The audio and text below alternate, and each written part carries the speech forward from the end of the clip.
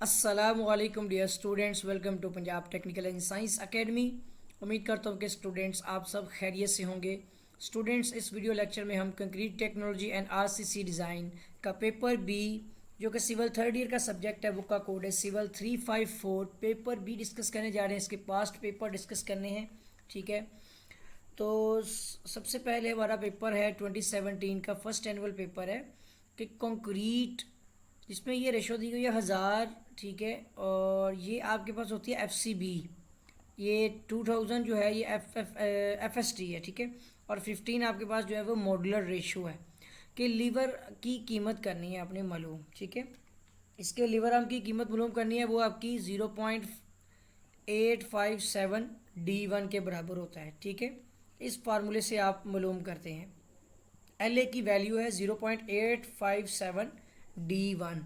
अभी liver arm की कीमत मालूम करनी है, कीमत नहीं फाइंड हुई, बस यह कि आपका फॉर्मूला होता है 0.857 D1। उसके बाद आ जाएगा ज़्यादा से ज़्यादा वज़न, यानी लोड जो है वो जो स्ट्रक्चर मेंबर बर्दाश्त कर सकता है, ज़्यादा से ज़्यादा उस लोड को हम बोलते हैं अल्टीमेट लोड, ठीक है। उसको बोलते हैं अल्टीमेट लोड। नेक्स्ट आता है एंकर बार्स मुहैया किए जाते हैं। एंकर बार्स को हम जो है वो स्टिरिप्स को सपोर्ट करने के लिए मुहैया करते हैं, यानी सपोर्ट स्टिरिप्स। कॉलम में लेटरल टाइज के दरमियान ज़्यादा से ज़्यादा फासला होता है। ये आपका लीस्ट, यानी कम से कम आपका जो है वो लीस्ट डायमेंशन या 12 इंचज़ या फिर 30 सेंटीमीटर, यानी लीस्ट ABC, तीनों में कम से कम कोई ना कोई हो सकता है, ठीक है। कॉलम में जो है कम से कम स्टील की मिकदार मोटाई होती है, ठीक है। स्टील की मिकदार मोटाई जो होती है कॉलम के अंदर, वो 0.8% तक हम इसमें स्टील इस्तेमाल करते हैं, ठीक हो गया। स्ट्रक्चर के 0.8% जो है वो इसमें स्टील की क्वांटिटी होती है कॉलम्स में। सीढ़ी की वेस्ट की कम अज़ कम मोटाई होती है। अब वेस्ट की कम से कम मोटाई जो है वो 3 इंच तक रखी जाती है, ठीक है। ये सबसे कम इंच 3 इंच, इससे कम नहीं रखी जा सकती, ठीक हो गया। उसके बाद आता है 8 मीटर ज़रब 6 मीटर कमरे के साइज़ के लिए स्लैब डिज़ाइन की जाती है। अब इसके लिए आपकी 1 वे या 2 वे, इन दोनों में से कोई स्लैब होगी, तो जो आपकी 8 मीटर बाई 6 मीटर है, ये 2 वे स्लैब है, ठीक है। ये आपकी होगी 2 वे स्लैब, क्योंकि 1 वे स्लैब में उसके 2 गुना से ज़्यादा होनी चाहिए। अगर वो 2 गुना के बराबर या 2 गुना से ज़्यादा है तो वो आपकी कहलाएगी ये 2 गुना से कम है, तो इसलिए ये 2 वे स्लैब है। ऐसा बीम जिसकी एक तरफ जो आपका फ्लैंज जो है वो हो, तो इस तरह का बीम जिसके एक साइड पर फ्लैंज हो, उसको हम बोलते हैं एल बीम, ठीक है। वो होता है हमारा एल बीम। सीढ़ी के trade x riser, trade multiply by riser जो है वो सेंटीमीटर में रखे जाते हैं। ट्रेड मल्टीप्लाई बाय राइज़र जो होते हैं, ये आपका इसका रिज़ल्ट जो है वो 400 यानी सेंटीमीटर के बराबर रखे जाते हैं। किसके लिए?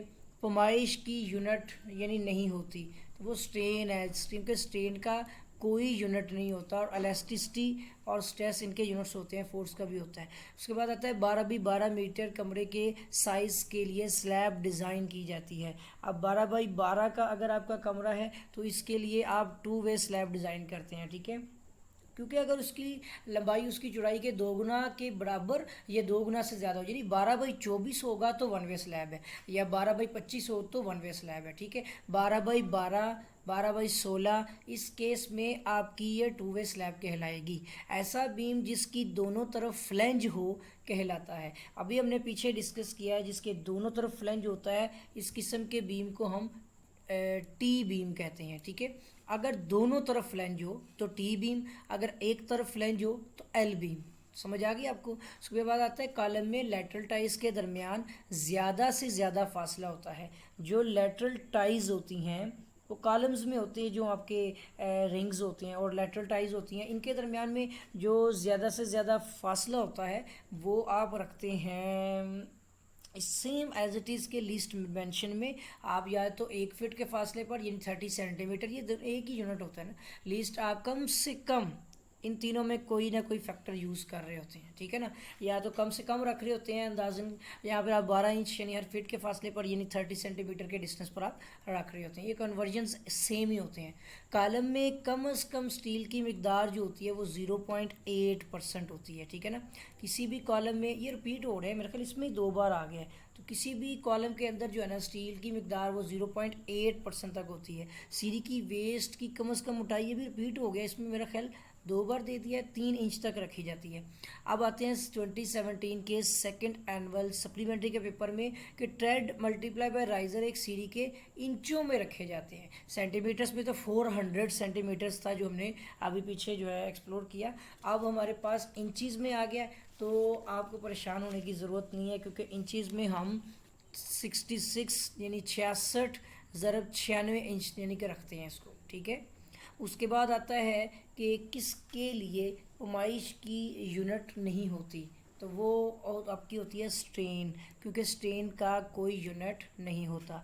उफ़क़ी रुख पर सीढ़ी के डिज़ाइन के लिए कदमचों की चौड़ाई होती है। अगर आप उफ़क़ी यानी चौड़ाई के रुख सीढ़ी बना रहे हैं तो उसमें आपके कदमचों की जो चौड़ाई होगी वो 20 से 25 जो है ना आपकी, अब ये कौन सा यूनिट है, बस ये कि 20 से 25 होगी चौड़ाई, ठीक है। तो 20 से 25 इंच है, ये सेंटीमीटर है, ये नहीं मेंशन किया हुआ। सीढ़ी के ऊपर ये इंचज़ ही होंगे, ठीक है। सीढ़ी के ऊपर काबिल इजाज़त कम अज़ कम हेड रूम होना चाहिए। अब मीटर्स में, ये सेंटीमीटर्स में आ गया, तो कम से कम आपका जो हेड रूम होता है ना वो होना चाहिए 210 सेंटीमीटर। और ये हेड रूम क्या होता है, ये आप देखें सीढ़ी के काबिल इजाज़त कम से कम हेड रूम, यानी सीढ़ी का लेवल ऑफ, यानी कि छत के साथ जो जहाँ पे सर टकराने का जो होता है ना मसला, उसको हेड रूम बोलते हैं। तो वो 210 सेंटीमीटर तक रखा जाता है। उसके बाद आता है आरसीसी की कसाफट होती है। आरसीसी जो है ना आपकी, उसकी डेंसिटी होती है 2400 किलोग्राम पर मीटर क्यूब। ये होती है आपकी 2400 किलोग्राम पर मीटर क्यूब, ये भी 2400 किलोग्राम पर मीटर क्यूब, ये भी 2400, दोनों सेम ही है, मिस प्रिंटिंग हुई है, बाकी आपने याद रख लेना है। इसके साथ होगा किलोग्राम पर मीटर क्यूब, सही है। उसके बाद एंकर बार्स मुहैया किए जाते हैं, हम इसमें जो है ना स्ट्रिप्स को सपोर्ट करते हैं। ये क्वेश्चन भी हमारा रिपीट हुआ है। फिर कॉलम में लेटरल टाइज के दरमियान ज़्यादा से ज़्यादा फासला, एटलीस्ट कम से कम या ज़्यादा से ज़्यादा जो भी होगा वो आपका लीस्ट ऑफ ABC, ठीक है।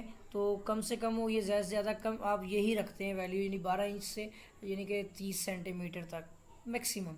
उसके बाद आता है आपके पास ये कि इसमें आपने 1000, 2000 और 15 जो भी है, इसके लीवर आर्म की वैल्यू होती है 0.857D1, ये फार्मूला है इसका, ठीक है, लीवर आर्म का, LA का। स्ट्रिप्स को चेक करने के लिए मुहैया किया जाता है। जो हमारी स्ट्रिप्स होती हैं इसमें हम शेयर चेक करने के लिए जो है ना, शेयर को चेक करने के लिए बेसिकली जो है वो स्ट्रिप्स जो है वो मुहैया किए जाते हैं। उसके बाद आता है एंकर बार्स मुहैया किए जाते हैं। तो एंकर बार्स जो होते हैं वो स्ट्रिप्स को सपोर्ट करने के लिए, ये इसमें ही 2 बार आ गया है, मेरा ख्याल ये भी आया हुआ है, ये देखें एंकर बार मुहैया किए जाते हैं। एंकर बार, अब हो सकता है ये 5 ईयर पेपर में मिस्टेक्स हों, बहरहाल आगे देखिए दोहरी जो आपकी रेनफोर्स्ड बीम में सरिया मुहैया किया जाता है, जो डबली यानी कि रेनफोर्स्ड बीम हो, तो उसमें आप जो सरिये की मिकदार होती है वो इसमें मतलब टेंशन जोन और compression zone both A and B दोनों में आप मुहैया करते हैं।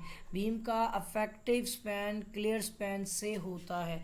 बीम का जो इफेक्टिव स्पैन होता है वो क्लियर स्पैन से ग्रेटर यानी बड़ा होता है। उसके बाद RCC स्लैब की या को मोटाई जो होती है ना, RCC स्लैब की मोटाई वो डिज़ाइन की जाती है, मतलब आप RCC की स्लैब जो है 10 सेंटीमीटर की डिज़ाइन करते हैं, ठीक है। उसके बाद आता है 8x6 कमरे के साइज़ के लिए स्लैब डिज़ाइन करनी है, और इसके लिए आप 2 वे स्लैब डिज़ाइन करते हैं। ऐसा बीम जिसकी दोनों तरफ फ्लेंज होता है उसको T बीम कहते हैं, ठीक है। इसके दोनों तरफ फ्लेंज होता है और इसके एक तरफ ये L के इस दरमियान में फ्लेंज होता है, ठीक है। अब आता है हमारे पास DAE जो आपको हमारा क्वेश्चन पेपर 2018 का first annual objective paper. Column में कम से कम स्टील की मिकदार जो होती है वो 0.8% होती है, ठीक है। कितनी होती है, 0.8% तक होती है। बाकी हम टिक करते जा रहे हैं, ठीक है। किसके लिए पैमाइश की यूनिट नहीं होती, वो स्ट्रेन है। ईंटों की चुनाई की वज़नी कसाफत होती है। जो चुनाई ईंटों की जाए उसकी कसाफत 120 पाउंड पर CFT होती है, ठीक है। अगर b इज इक्वल टू 12 की पावर n और d इज इक्वल टू 6 की पावर n हो तो एक तरफा या एक तरफा स्लैब में डिस्ट्रीब्यूशन स्टील का रुकबा होगा। तो अब ये क्वेश्चन आपको इसी तरह से जहन में बिठाना है कि आपकी इस क्वेश्चन का आंसर है 0.108 इंच क्यूब स्क्वायर, ठीक है। तो इसका आंसर ये अब आपने जहन में रखना है। कैसे निकला है ये अभी फाइंड नहीं किया जा सकेगा, ठीक है। इसका सलूशन निकालना पड़ेगा। अगर बेंडिंग मोमेंट की कीमत जो है वो मोमेंट ऑफ रेजिस्टेंस से ज़्यादा हो तो इस बीम को डिज़ाइन करेंगे, ठीक है ना।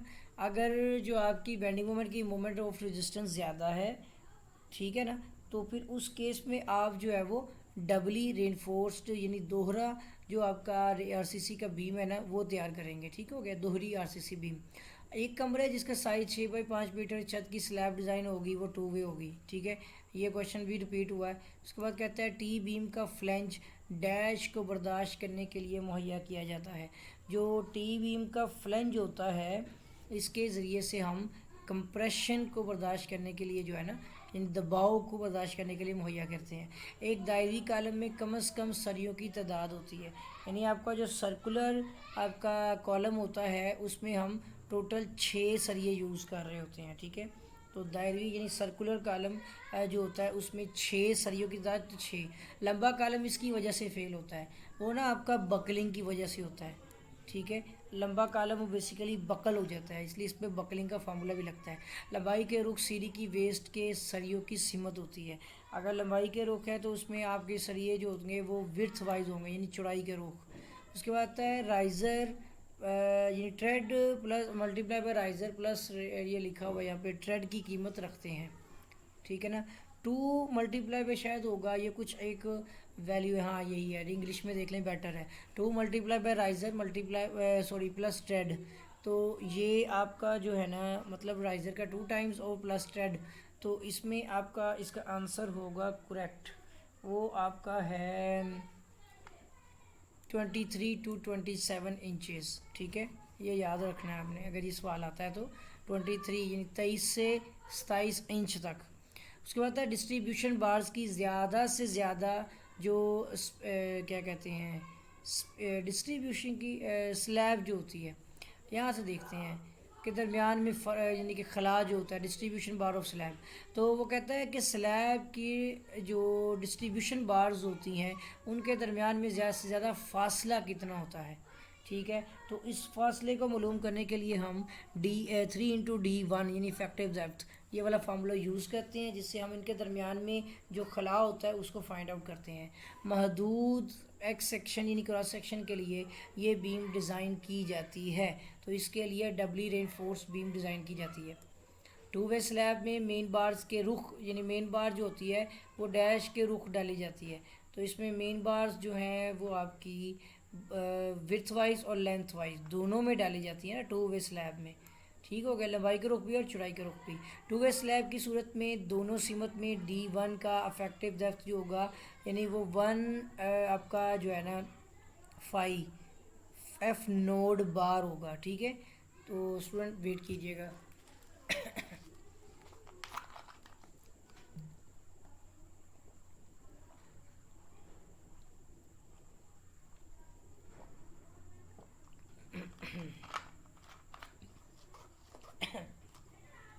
शायद किसी स्टूडेंट ने पूछा था कि मेरे पास बोतल है, बोतल में क्या है, पानी होता है। भाई पानी पीना पड़ता है, गला जो है ना वो ख़राब हो जाता है ना इस तरह। अच्छा, अब डिस्कस करने जा रहे हैं 2018 का सेकेंड एनुअल सप्लीमेंट्री का पेपर है कि एल बीम या टी बीम की सूरत में लीवर आर्म इख्तियार किया जाता है, ठीक है। तो इस केस में जो है ना सप्लीमेंट्री का पेपर है 2018 का। एल बीम टी बीम की सूरत में जब हम लीवर आर्म इख्तियार करते हैं तो उसके लिए जो हम फार्मूला यूज़ कर रहे होते हैं वो होता है आपका 0.88 D1 यानी इफेक्टिव डेप्थ का ये वाला फार्मूला यूज़ करते हैं जब हम टी बीम एल बीम या टी बीम यूज़ कर रहे हो।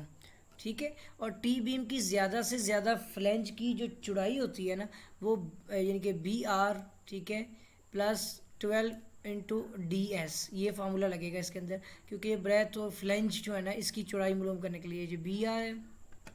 लॉन्ग कॉलम डैश की वजह से फेल होता है, जो लॉन्ग कॉलम होता है वो बकलिंग की वजह से फेल होता है, ठीक है।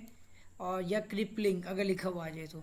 हेलिकल बाइंडिंग वाला कॉलम लेटरल टाइज वाले कॉलम की निस्बत ज़्यादा वज़न लेता है। जो हेलिकल कॉलम होता है वो ज़्यादा वज़न लेता है उससे 5%, ठीक है ना, 5%, यानी 5% ज़्यादा वज़न लेता है। जीना की वेस्ट की कम से कम मोटाई, जीना होता है आपका ये जो क्या कहते हैं कदमचा, जीना स्टेप्स को कहते हैं। कदमचे का यानी कि सीढ़ी का जो कदमचा होता है उसकी वेस्ट की कम से कम मोटाई कितनी रखी जाती है।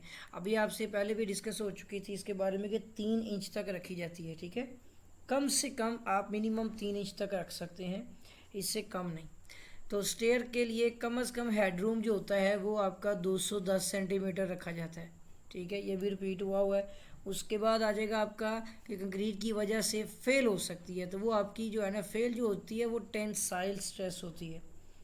और नेक्स्ट आता है कैंटिलीवर बीम की गहराई यानी डेप्थ जो आप मालूम करते हैं उसके लिए आप स्पैन डिवाइड बाय 10 यूज़ करते हैं। कैंटिलीवर सिंपली स्पोर्टेड के लिए स्पैन ओवर 30 है ना, तो यहाँ पर आप स्पैन ओवर 10 यूज़ करेंगे जहाँ पर आपका कैंटिलीवर बीम होगा।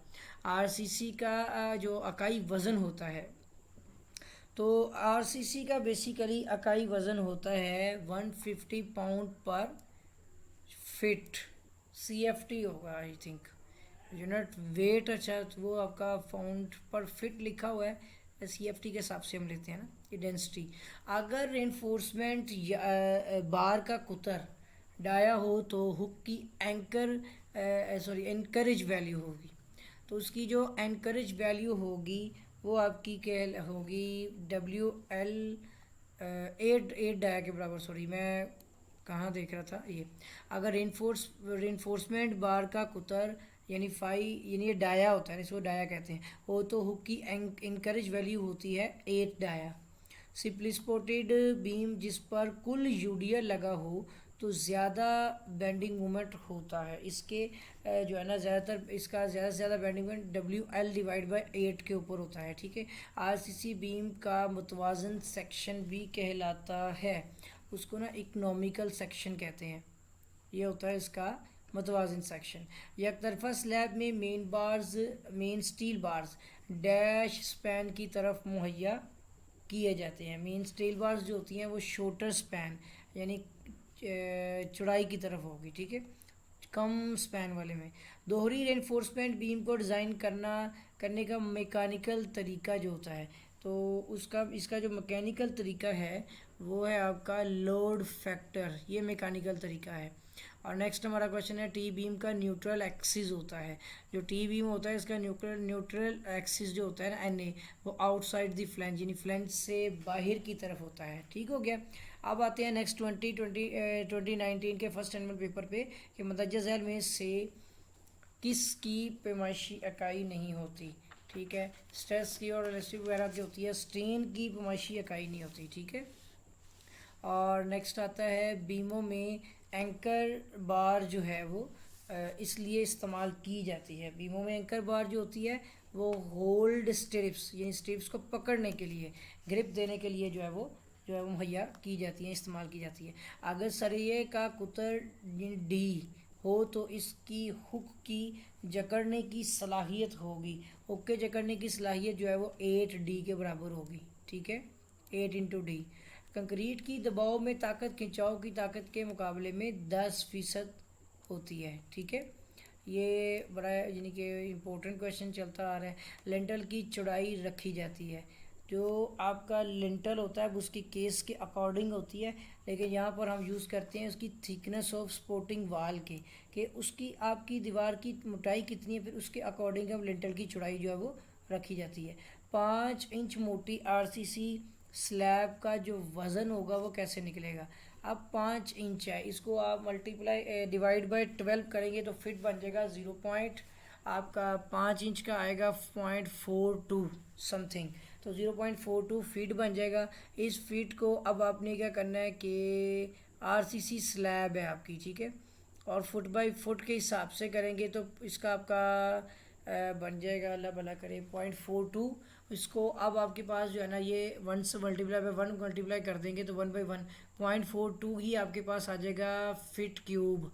और इसको मल्टीप्लाई करें डेंसिटी ऑफ जो आपकी आरसीसी है 150 से आप जिनकी करें मल्टीप्लाई 150 मल्टीप्लाई बाय 0.42 तो आपके पास पाउंड्स में वेट आ जाएगा। ठीक है, तो उसके हिसाब से जो आपका आंसर आना चाहिए वो 62.5 पाउंड होना चाहिए। ठीक है, अगर आरसीसी की स्लैब 5 इंच है तो 5 इंच की स्लैब को आप इसके हिसाब से वेट निकल आता है आपका, ये 1 CFT का वेट है। ठीक है, 5 इंच की स्लैब का 1 CFT का यानी 1/1 फुट का स्क्वायर फिट के हिसाब से है। तो आप किसी मतलब के स्लैब के अगर कोई टोटल निकालते इससे मल्टीप्लाई करते तो टोटल वेट आ जाएगा। ये रनिंग आपके पास वेट है। स्लैब में मेन बार्स का ज़्यादा से ज़्यादा फासला होता है। ठीक है, मेन बार का ज़्यादा से ज़्यादा फासला 5D के बराबर होता है। महदूद साइज़ के लिए इस किस्म का बीम डिज़ाइन किया जाता है। ठीक है, जो मतलब आपकी साइड महदूद हो तो उसके लिए डबली रेनफोर्स्ड दोहरा बीम आरसीसी का बीम। 2 वे स्लैब डिज़ाइन करने के लिए इसकी चौड़ाई तसव्वुर की जाती है वो 100 सेंटीमीटर तक हम यानी 1 मीटर तसव्वुर करते हैं। ये अप्रॉक्सीमेटली वैल्यू है दोनों में। अगर आप फिट्स में है तो 1 फीट, अगर मीटर्स में है तो 1 मीटर। इसको चाहे आप बाद में सेंटीमीटर में लिखें जैसे मर्ज़ी, लेकिन हमारी जो सपोज वैल्यू होती है जो तसव्वुर किया जाती है जो कंसिडर्ड होती है वो 1 मीटर होती है यानी 100 सेंटीमीटर। दो तरफा स्लैब में दोनों तरफ काबिल असर गहराई में फ़र्क के बराबर होता है। इसमें फ़र्क होता है आपका 1 डाया बार का, सिर्फ एक सरिये का, एक डाया बार का। ठीक है ना, तो उसके बाद है टी बीम के फ्लैंज की, इसलिए तो हम फार्मूले में एक ज़्यादा ऐड कर रहे होते हैं ना स्पेसिंग के अंदर। फिर वो कहता है टी बीम के फ्लैंज की ज़्यादा से ज़्यादा चौड़ाई हो सकती है। ठीक है, इसकी ज़्यादा से ज़्यादा चौड़ाई जो टी बीम का फ्लैंज है वो आपकी BW + 16H के बराबर होगी। ये आपको कोई 16H, ये आपको फार्मूला याद करके रखना है। ठीक है, ये टी बीम के फ्लैंज की चौड़ाई मालूम करने का फार्मूला है। छोटा कॉलम इस वजह से नाकाम होता है, छोटा कॉलम बेसिकली ना क्रश हो जाता है, लंबा बकल हो जाता है या बेंडिंग में आ जाता है, मीनिंग बकलिंग में आता है या क्रिपलिंग में आता है। जबकि आपका जो छोटा कॉलम होता है ना वो क्रश हो जाता है, यानी ये फेल होता ही है जब ये क्रश होता है, टूट जाता है। कॉलम में कम अज़ कम स्टील की मिकदार होनी चाहिए 0.8%, 8%। ठीक है ना, 0.8%। लंबे कॉलम की स्लेंडरनेस रेशो होती है 0 होती है। ठीक है, लंबे कॉलम में तो स्लेंडरनेस रेशो नहीं होती। और स्लैब की वेस्ट की कम अज़ कम मोटाई जो होती है वो हम 3 इंच कम से कम रखते हैं। ठीक है, उसके बाद है 2019 का सेकेंड एनुअल सप्लीमेंट्री का पेपर है कि बीम के किसी भी सेक्शन पर आमुदी ताकतों का अलजबरी मजमुआ, इसका अलजबरी मजमुआ कहलाता है शेयर फोर्स। ज़्यादा से ज़्यादा वज़न जो कोई स्ट्रक्चर मेंबर अपनी ज़िंदगी में बर्दाश्त करता है, ठीक है, वो ज़्यादा से ज़्यादा लोड आपका अल्टीमेट लोड कहलाता है। सेफ लोड और बाकी लोड भी आ रहे हैं इसमें। ठीक है ना, तो अल्टीमेट लोड बस हो गया, आपको पता चल गया कि ये कौन सा लोड है जो ज़्यादा से ज़्यादा वज़न जो स्ट्रक्चर अपनी ज़िंदगी में बर्दाश्त करता है। कंक्रीट की वो ताकत जो डिज़ाइन में मद्देनज़र रखी जाती है उस ताकत को हम बोलते हैं, बल्कि इसमें तो कोई है ही नहीं है। ठीक है ना, नॉन ऑफ दीज, और यहाँ होता ही नहीं होगा इसका नाम। ठीक है, कंक्रीट की ताकत FC यानी कंप्रेसिव स्ट्रेस का मतलब है। तो कंप्रेसिव स्ट्रेस का मतलब होता है फ्लेक्सुरल स्ट्रेंथ। ठीक है, FC का मतलब जो है फ्लेक्सुरल स्ट्रेंथ। बीमों में स्टिरिप्स इसको रोकने के लिए इस्तेमाल होते हैं। तो बीमों में जो स्टिरिप्स होते हैं इससे हम शेयर को रोकते हैं। ठीक है, और कंक्रीट की शेयर स्ट्रेस इसका 1/10 होती है, वो कंप्रेसिव स्ट्रेस का होती है 1/10। कंक्रीट और स्टील की मॉडुलस ऑफ इलास्टिसिटी के दरमियान निस्बत कहलाती है।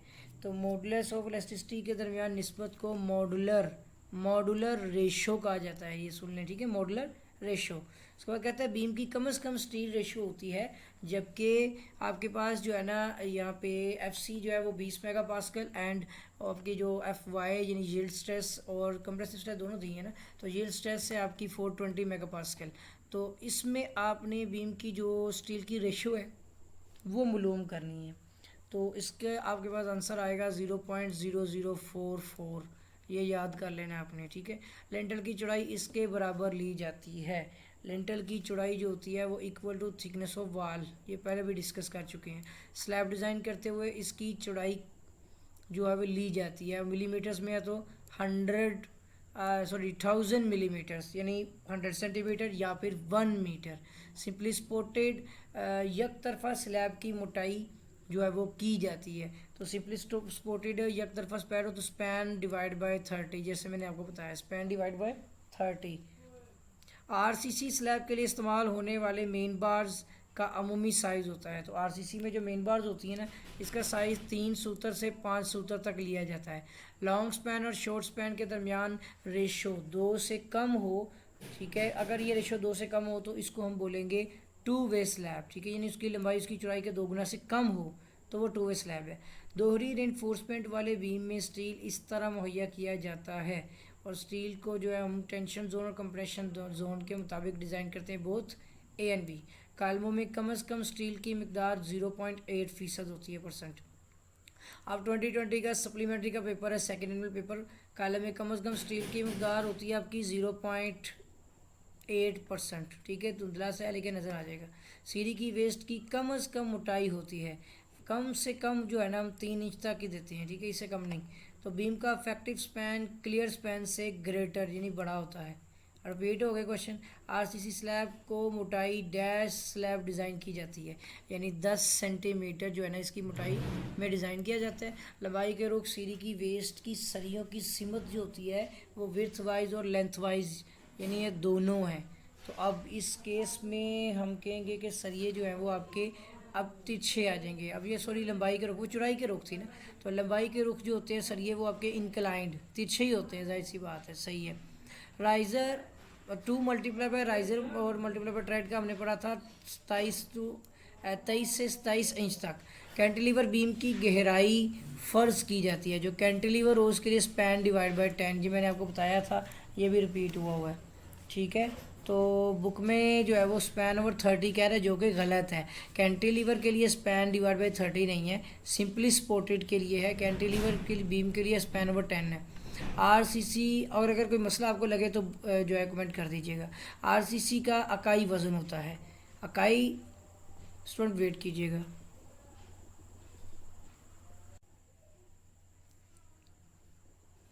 जी तो स्टूडेंट कैंटिलीवर बीम की गहराई जो फ़र्ज़ की जाती है ना वो स्पैन डिवाइड बाय 10 होती है। आई थिंक ये क्वेश्चन हमने ना पीछे अभी रिपीट किया है, 1 मिनट वेट करें, हम ज़रा इस क्वेश्चन को ढूंढते हैं। कैंटिलीवर बीम की गहराई, तो ऊपर हमने एक पेपर में ना ये डिस्कस की है, आप भी देख ले ताकि कंफर्म कर लेते हैं। बाकी वो स्पैन डिवाइड बाय 10 ही ली जाती है, ठीक है। तो 1 मिनट, अच्छा जी, यहाँ पे ये देखें कैंटिलीवर बीम की गहराई फ़र्ज़ की जाती है स्पैन डिवाइड बाय 10। तो यहाँ पर बुक में ना इसमें लिखा हुआ है 5 साल पेपर में स्पैन ओवर 30, वो गलत है। स्पैन डिवाइड बाय 30 आप कैंटिलीवर के लिए नहीं लेते, एक सिंपली स्पोर्टेड बीम के लिए लेते हैं, जो कि आम मतलब जो होता है आपका बीम, ठीक हो गया। तो यहाँ पर थे हम उसके बाद हमारा आता है आरसीसी का अकाई वज़न होता है। अकाई जो आरसीसी होती है ना वो 150 पाउंड पर फिट यानी सीएफटी होता है, ठीक है। नेक्स्ट हमारे पास जो है इसमें भी वो 120 कह रहा है, आरसीसी का 120 नहीं है। तो आई थिंक ना ये मिस्टेक यहाँ पर हो रही है इसके अंदर, ठीक है। तो काफ़ी अब देखते हैं क्या बनता है। आगे आता है कैंटिलीवर बीम की गहराई भी हो गया। आरसीसी का अकाई वज़न 150 पाउंड पर फीट होता है, ठीक है। और पीसीसी का आपका जो है वो आई थिंक 144 है या 120 है, चलें वो आएगा देखते हैं। लिंटल की चौड़ाई रखी जाती है, लिंटल जो होता है उसकी चौड़ाई स्पैन डिवाइड बाय 30 रखी जाती है, ठीक है। बल्कि नहीं, लिंटल की आपकी चौड़ाई रखी जाती है, ये हमने पहले भी डिस्कस किया है, थिकनेस ऑफ सपोर्टिंग वॉल के अकॉर्डिंग रखी जाती है, ठीक है। थिकनेस ऑफ सपोर्टिंग वॉल के अकॉर्डिंग रखी जाती है। उसके बाद आएगा हमारा कि 5 इंच मोटी आरसीसी स्लैब का वज़न। जो 5 इंच मोटी स्लैब होती है आरसीसी, उसका वज़न होता है आपका 62.5 पाउंड, ठीक है। ये भी हमने चेक किया था पीछे, ठीक हो गया। उसका भी ये आंसर आ रहा था। नेक्स्ट आता है बीम के किसी भी सेक्शन पर अमूदी ताकतों का अलजबरी मजमूआ जो होता है उसको शेयर फोर्स कहा जाता है। सही हो गया। और नेक्स्ट हमारे पास क्वेश्चन का आंसर क्वेश्चन है ज़्यादा से ज़्यादा वज़न जो कोई स्ट्रक्चर मेंबर अपनी ज़िंदगी में बर्दाश्त करता है उसको अल्टीमेट लोड कहते हैं। तो बुक में अब ये काफ़ी सारे क्वेश्चंस गलत आ रहे हैं जवाब इनके, ठीक है। कहते हैं 6 इंच मोटी आरसीसी स्लैब का वज़न फ़ी मरबा मीटर रकबा लिया जाता है। अब वो 5 इंच से 6 इंच चला गया तो ये 65 पाउंड हो जाएगा, ठीक है, थोड़ा बढ़ जाएगा। सही हो गया। यक तरफा आरसीसी स्लैब के मेन बार्स का साइज़ होता है। तो यक तरफा जो होती है आपकी वन वे स्लैब उसके लिए स्टील बार ये बता रहा है 3/8 इंच, 3 सूत्र से 5 सूत्र तक। उसके बाद आता है आपका कि ऐसे बीम, ठीक है, 13 वाले का उसने बी लिखा हुआ है डी, यानी वो 75 पाउंड कह रहा है। 5 इंच से 6 इंच होने पर में भी आपका 65 पाउंड से ये बजाय इसके कि 75 पाउंड बने। आप एक काम करें, 6 इंच हो गया 0.5 मल्टीप्लाई बाय 150 तो एग्जैक्टली ठीक है 75 पाउंड ही बनता है। ये नहीं बनता आपका, यही बनता है, ठीक है ना। आपकी डेंसिटी ऑफ आरसीसी होती है 150 और आपने ये जो इंच है 6 इंच इसको डिवाइड बाय 12 किया तो 1/2 इंच यानी कि आपका फिट बन गया, मतलब 0.5 fit. 0.5 feet multiply by foot आपकी लंबाई चौड़ाई, तो वो 0.5 फीट ही CFT बन जाएगा। और इसको 150 डेंसिटी ऑफ आपकी जो RCC है मल्टीप्लाई करें तो आपका हाफ है ना 150 का, आप 75 होता है। तो एग्जैक्टली वो ठीक कह रहा है कि इसका आंसर डी है। इससे ऊपर बिल्कुल ठीक चल रहा था। आता है ऐसे बीम जिनमें खिंचाव और दबाव दोनों तरफ स्टील इस्तेमाल हो, ठीक है, उसको कहते हैं डबल रेनफोर्स्ड। और ये क्वेश्चन में ये मैं रिमूव कर रहा हूँ, ये इसका आंसर नहीं है। नेक्स्ट आता है 2021 का फर्स्ट एनुअल पेपर डिस्कस करना है अब हमने। इसमें हमारे पास सवाल क्या आ रहा है जी, 1 मिनट। स्टूडेंट एक काम करना है, इस पेपर को दोबारा डिस्कस करना है हमने। 20 का जो सप्लीमेंट्री पेपर है ना, इस पेपर को डिस्कस करना है। 1 मिनट रुकिएगा, मुझे थोड़ा सा टाइम दें। एक बार रिवाइज कर रहे हैं हम इस पेपर को क्योंकि मुझे कुछ मिस्टेक्स लगी हैं इसके अंदर, तो ताकि दुरुस्त हो जाए। कॉलम में कम से कम स्टील की मकदार 0.8% कन्फर्म है। आरसी से जो सीढ़ी की वेस्ट होती है वो 3 इंच भी ठीक है। इफेक्टिव स्पैन भी आपका ग्रेटर बड़ा होता है। उसके बाद आरसीसी स्लैब की मोटाई भी 10 इंच होती है, ठीक है। और उसके बाद आपका आ जाएगा लंबाई के रुख सीढ़ी जो वेस्ट के सरियों की सीमत होती है वो आपकी विड्थ वाइज होती है। देखिए गलती आ गई, कितनी होती है विड्थ वाइज, दोबारा रिपीट हो रहा है तो इसलिए अपनी दुरुस्त कर लेना है अपनी इन चीज़ों को, गलतियों को। उसके बाद आ रहा है यहाँ पर राइजर ट्रेड की कीमत जो हमने पहले ही पढ़ी थी 23 से 27, ये ठीक है बिल्कुल। सिर्फ ये आपने विड्थ वाइज करनी है, ठीक है। लंबाई के रुख अगर देखेंगे तो सीढ़ी सरियों की तादाद जो आपकी सीमत होगी वो विड्थ वाइज होगी, बिल्कुल ठीक है, ना कि इंक्लाइंड, ये गलत हो गया था। कैंटिलीवर बीम की जो गहराई फर्ज की जाती है वो आपकी बिल्कुल ठीक है, स्पैन ओवर 10, बुक में भी ठीक ही लिखी हुई है। आरसीसी का इकाई वज़न होता है 150 पाउंड, ये भी बिल्कुल ठीक है। लेंटर की चौड़ाई जो होती है वो आप जो है अकॉर्डिंग टू स्पैन जो आपका थिकनेस ऑफ सपोर्टिंग वाल्व्स होती है। और उसके बाद आपकी 5 इंच मोटी स्लैब वो 62.5 पाउंड ही होती है। और ये जो आपकी होती है क्या कहते हैं, बीम के किसी भी सेक्शन पर अमूदी ताकत, इसको शेयर फोर्स कहते हैं। ज़्यादा से ज़्यादा वज़न जो कोई स्ट्रक्चर मेंबर अपनी ज़िंदगी में बर्दाश्त करता है उसको अल्टीमेट ही कहा जाता है, ठीक है। और उसके बाद आपका जो सवाल है ना 6 इंच मोटी स्लैब का, वो 75 मुरबा फिट ही बनती है रकबा के हिसाब से। यक तरफा आरसीसी स्लैब में मेन बार्स के जो साइज़ होते हैं ना वो बिल्कुल ठीक, हमने 3 सूत्र से 5 सूत्र तक लगाई हैं, भी ठीक है। और जो हमारा ऐसे बीम जिनमें खिंचाव और दबाव दोनों तरफ स्टील इस्तेमाल हो उसको हम डबल रेनफोर्स्ड कहा कहते हैं, ठीक है। अब हम आते हैं, पहले वाले जो गलतियाँ हुई हैं ना उनको अब आपने ठीक कर लेना है, ठीक है। अब इतना टाइम नहीं है कि मैं इसको जो है ना मतलब अब क्योंकि तो आपको इस चीज़ के बारे में था कि गलती हुई है, अगर आप ज़हन नशीन कर रहे हैं तो इसको ज़रा आपने ठीक कर लेना है, ठीक है। अगला पेपर हमारा आता है 2021 का फर्स्ट एनुअल, जिसमें से कंक्रीट की जो ताकत डिज़ाइन में नज़रअंदाज कर दी जाती है। तो डिज़ाइन में तो ना तो आपकी यहाँ पर कंप्रेसिव स्ट्रेस, शेयर और टेंसाइल कोई भी नहीं होती जिनको नज़रअंदाज किया जाए, तो नॉन ऑफ दीज। बीम के किसी सेक्शन पर अमूदी ताकतों का अलजबरी मजमूआ जो होता है वो शेयर फोर्स कहलाता है। स्टील की ताकत जो FY यानी जिसे यील्ड स्ट्रेस कहते हैं, ये बेसिकली होती है आपकी फ्लेक्सर स्ट्रेंथ होती है, ठीक है, FY फ्लेक्सर स्ट्रेंथ। उसके बाद बीमों में स्ट्रिप्स का दरमियानी फासला ज़्यादा से ज़्यादा हो सकता है। स्ट्रिप्स के दरमियान जो है ना, हम इसकी डेप्थ के हाफ के बराबर फासला दे सकते हैं।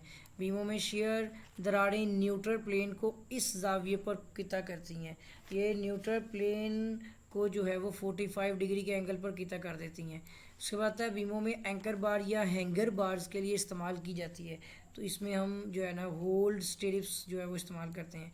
एक बीम सेक्शन की कम से कम स्टील की निस्बत, जो कि ये आपके पास यहाँ पे FC प्राइम जो है 2000 है, और उसके बाद FY आपकी 40,000 पाउंड पर मुरबा इंच है। तो इसका फैक्टर 0.55% होगा, ठीक है, ये आपने याद कर लेना है, चाहे इसको रट्टा मार लें। उसके बाद है मतवाजी RCC बीम का न्यूट्रल एक्सिस जो होता है, मतवाजी जो होता है उसका आपका वो critical, economical, balanced, all of these, ये मतवाजी है तो फिर उसमें सारी चीज़ें होंगी, ठीक है ना, इन सब के जो है ना ये मतलब मतवाजी न्यूट्रल एक्सिस होगा। कंक्रीट की दबाव में ताकत खिंचाव की ताकत के मुकाबले में होती है। इसकी दबाव में ताकत जो होती है वो खिंचाव के मुकाबले में 10% होती है।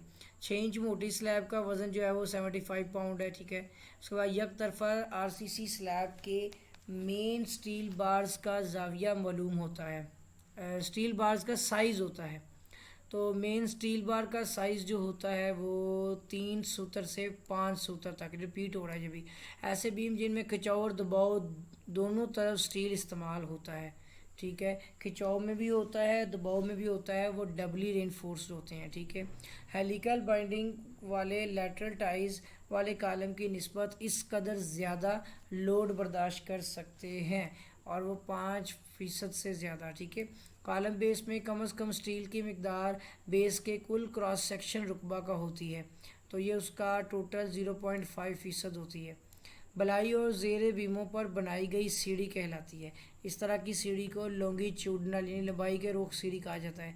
2021 का सप्लीमेंट्री का पेपर है, तो इसमें सबसे पहला सवाल कहता है कॉलम बेस में कम से कम स्टील की मकदार इसके कुल क्रॉस सेक्शन का 0 पॉइंट, मतलब आप कुल क्रॉस सेक्शन के लिहाज से बात कर रहे हैं तो वो 50% है, 0.5%। बलाई और ज़ेरे बीमों पर बनाई गई सीढ़ी कहलाती है। तो इस टाइप की सीढ़ी जो होती है वो लॉन्गिट्यूडनल स्पैनिंग यानी लंबाई के रुख सीढ़ी होती है। RCC स्लैब के लिए इस्तेमाल होने वाले मेन स्टील बार का अमूमी साइज़ होता है। तो मेन स्टील बार का साइज़ जो है वो 3 सूत्र से 5 सूत्र तक होता है। रिपीट हो गया ये भी।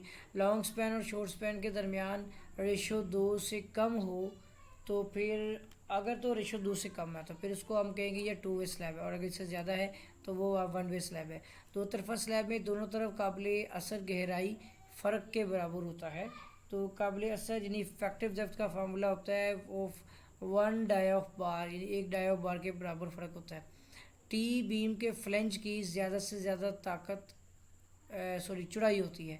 टी बीम के फ्लेंज की ना ज़्यादा से ज़्यादा चौड़ाई वो होती है BW + 16H, इस फार्मूले के अकॉर्डिंग होती है। कैंटिलीवर बीम की गहराई फ़र्ज की जाती है। तो कैंटिलीवर बीम की तो आप जो है ना वो स्पैन / 10 के हिसाब से सपोज करते हैं, ठीक है। उसके बाद आता है हमारा RCC का अकाई वज़न होता है, वो होता है 150 पाउंड पर फीट, ठीक है। एक कमरा जिसका साइज़ है 6 बाई 5 मीटर है, इसके लिए छत की स्लैब डिज़ाइन होगी वो 2 वे स्लैब ही डिज़ाइन होगी, ठीक है, क्योंकि 1 वे स्लैब जो होती है उसमें 6 बाई आपका 13 या 6 बाई 12 होना चाहिए, या 12 बाई 6। टी बीम का फ्लेंज डैश को बराह रास्त फ्लेंज को बर्दाश्त करने के लिए मुहैया किया जाता है। टी बीम का जो फ्लेंज होता है वो जो है ना क्या कहते हैं उसे, कंप्रेशन को बर्दाश्त करने के लिए मुहैया किया जाता है। सीढ़ी के ऊपर काबिल इजाज़त कम से कम हेडरूम जो होता है वो 210 सेंटीमीटर होना चाहिए। RCC की कसाफत होती है 2400 किलोग्राम पर मीटर क्यूब, जो कि दोनों सेम ही हैं, ठीक है। तो कोई भी है इसमें अंदर आंसर वही होगा जिसके साथ 2400 किलोग्राम पर मीटर क्यूब लगा होगा। ज़्यादा से ज़्यादा वज़न जो स्ट्रक्चर मेंबर बर्दाश्त कर सकता है उसको अल्टीमेट लोड कहा जाता है, ठीक है। उसके बाद आता है हमारा के एंकर बार्स मुहैया किए जाते हैं, ये स्पोर्ट्स स्ट्रिप्स के लिए मुहैया किए जाते हैं।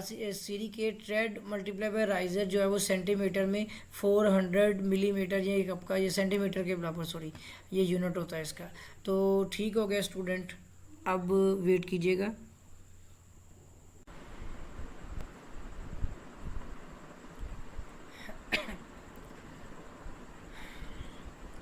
जी स्टूडेंट, अब हम डिस्कस करने जा रहे हैं इसके सब्जेक्टिव पेपर को।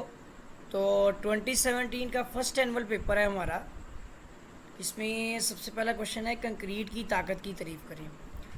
ताज़ा कंक्रीट में कोई ताकत नहीं होती, वक्त गुजरने के साथ साथ इसकी ताकत में इजाफा होता है। इसकी 28 दिन की ताकत को डिज़ाइन में इस्तेमाल किया जाता है। इसकी दबाव में ताकत ज़्यादा होती है, खिंचाव में ताकत दबाव के निस्बत सिर्फ 10% होती है। आरसीसी स्ट्रक्चर्स डिज़ाइन करने के तरीक़ों के नाम लिखें। इसमें service load method, strength method, virtual work method और स्ट्रेन एनर्जी मेथड वगैरह शामिल हैं। सिंपली सपोर्टेड बीम के दरमियान में पॉइंट लोड और पूरे बीम पर यूडीएल अमल कर रहा है। बेंडिंग मोमेंट मालूम करने का फॉर्मूला, पहला है point load at mid point, उसके लिए बेंडिंग मोमेंट इक्वल टू होता है WL डिवाइड बाई 4। और अगर यूडीएल एट फुल स्पैन है तो bending moment equal to WL square divide by 8 और WL डिवाइड बाई 8। ठीक है, ये फार्मूला यूज़ होगा। बीमों में शेयर बर्दाश्त करने वाली स्टील की तारीफ करें। आरसीसी बीम पर अमल करने वाले लोड और बीम के अपने वज़न के नतीजे में बनने वाली शेयर फोर्स अगर बीम की क़ुव्वत बर्दाश्त से बढ़ जाए तो स्टील की रेनफोर्समेंट लाजमी तौर पर इस्तेमाल की जाती है। ये अमूदी स्ट्रिप्स या तिरछे बार्स की शक्ल में मुहैया की जाती हैं। अमूदी स्ट्रिप्स की टांगों से क्या मुराद है? आरसीसी बीमों में शेयर रेनफोर्समेंट के लिए इस्तेमाल होने वाले रिंग्स की अमूदी सलाखों को लेग्स कहा जाता है। इनकी तादाद अमूमन 2 होती है। शेयर फोर्स ज़्यादा हो तो इनकी तादाद 4 कर दी जाती हैं। आरसीसी बीम में बॉन्ड स्ट्रेसेस की तारीफ करें। आरसीसी में 2 मुख्तलिफ नौइयत के मटीरियल यकजान किए जाते हैं। ये 2 मटीरियल कंक्रीट और स्टील हैं।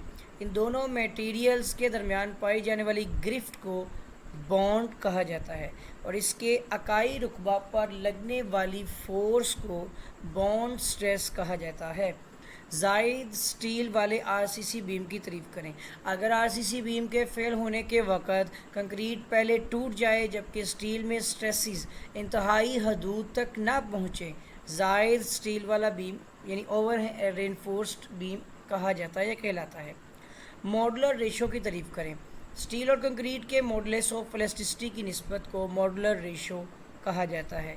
आरसीसी बीम के लिए स्टील का रुकबा मालूम करने का formula AS equal to MU यानी अल्टीमेट मोमेंट डिवाइड बाय, ये आपका फाई है, ये डाया कहलाएगा, ठीक है, into yield stress multiply by effective depth minus as constant depth of equivalent stress block divide by 2।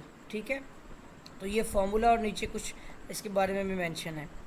उसके बाद आता है हमारा यहाँ पर आरसीसी लिंटल की तारीफ करें। लिंटल दीवार में दरवाज़ों और खिड़कियों के लिए रखी गई खुली जगह यानी ओपनिंग के ऊपर आने वाले वज़न को बर्दाश्त करने वाला उफ़क़ी मेंबर होता है जो साख्त के एतबार से बीम ही होता है। आरसीसी स्ट्रक्चर के लिए कंक्रीट कवर की तारीफ करें। आरसीसी बीम और दीगर स्ट्रक्चर्स में स्टील बार को ढांपने के लिए इसकी बैरूनी तरफ कंक्रीट की पतली तह मुहैया की जाती है।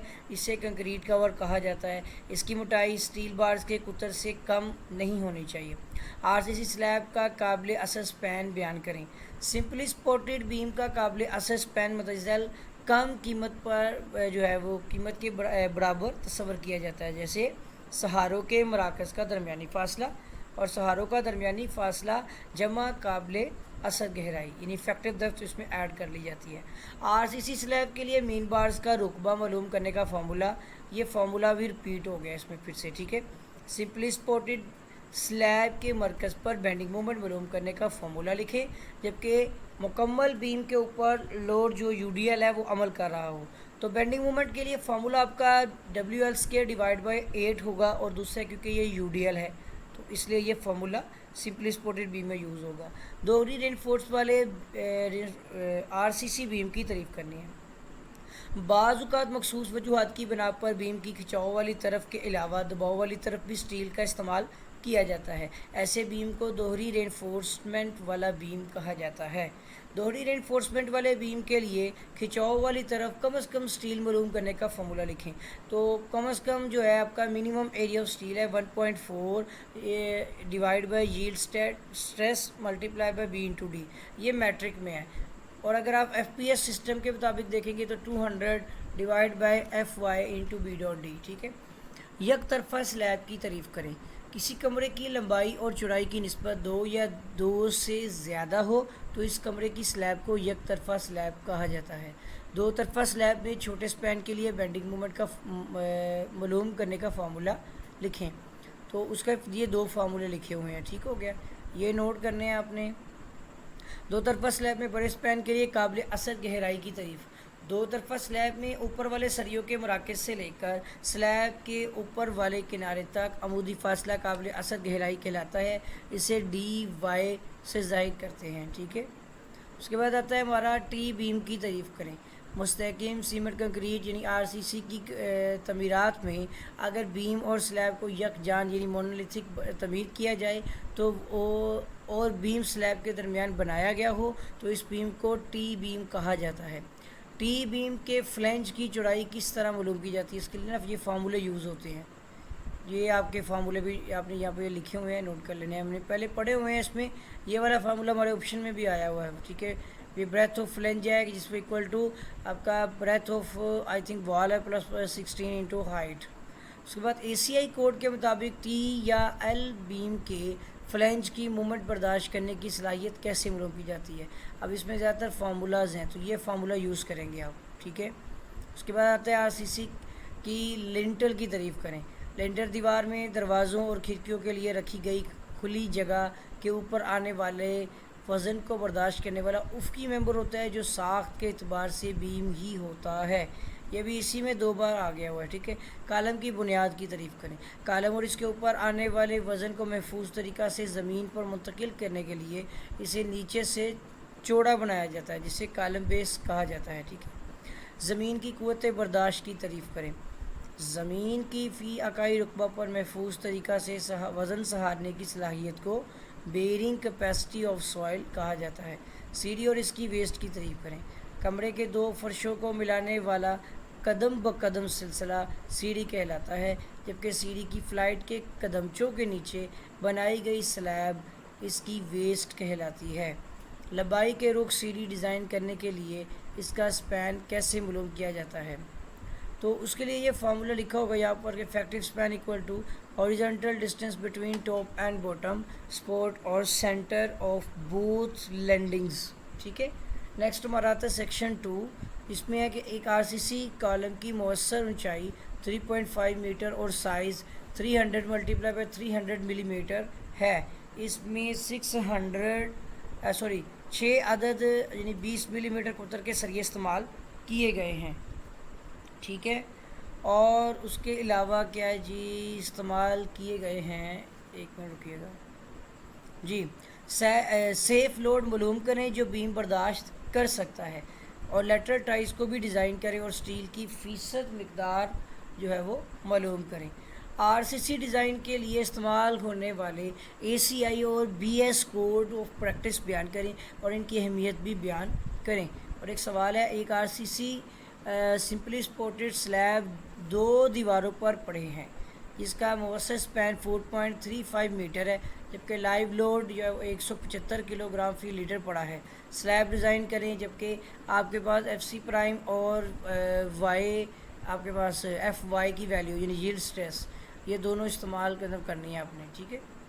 दोनों वैल्यूज़ भी दी हुई हैं। एक L बीम डिज़ाइन करें जिस पर 12,000 pound into inch bending moment अमल कर रहा है। बीम की काबिल असर गहराई 18 इंच और कुल गहराई 20 इंच है, जबकि रिब की चौड़ाई जो है वो 12 इंच और फ्लेंज की चौड़ाई जो है वो 30 इंच है, ठीक है, रिब और फ्लेंज। उसके बाद कहता है स्लैब की मोटाई 4 इंच जबकि दबाव की तरफ जो कवर है वो 2 इंच है। इस बीम के लिए टेंशन और कंप्रेशन में स्टील की मिकदार मालूम करें अगर ज़रूरी हो तो। अब उसके बाद एक क्वेश्चन है कि सीढ़ी डिज़ाइन दोनों तरफ अतराफ पर स्ट्रिंगर बीमों पर बनाई गई है। इसका काबिल असर उफ़क़ी स्पैन 6 फीट है, राइज़र 6 इंच जबकि ट्रेड 11 इंच है, और इसके ऊपर आधा इंच ग्रेनोलिथिक फिनिश मटेरियल जो है, और सीढ़ी पर 100 पाउंड फी मरबा फिट लाइव लोड अमल कर रहा है। इस सीढ़ी को डिज़ाइन करें जिसमें FY यानी यील्ड स्ट्रेस जो है वो 40,000 PSI है, और जो आपकी कंप्रेसिव स्ट्रेस है वो 2100 PSI है। ठीक है, अगला हमारा पेपर आ रहा है 2017 का सेकेंड एनुअल, तो स्टूडेंट वेट कीजिएगा।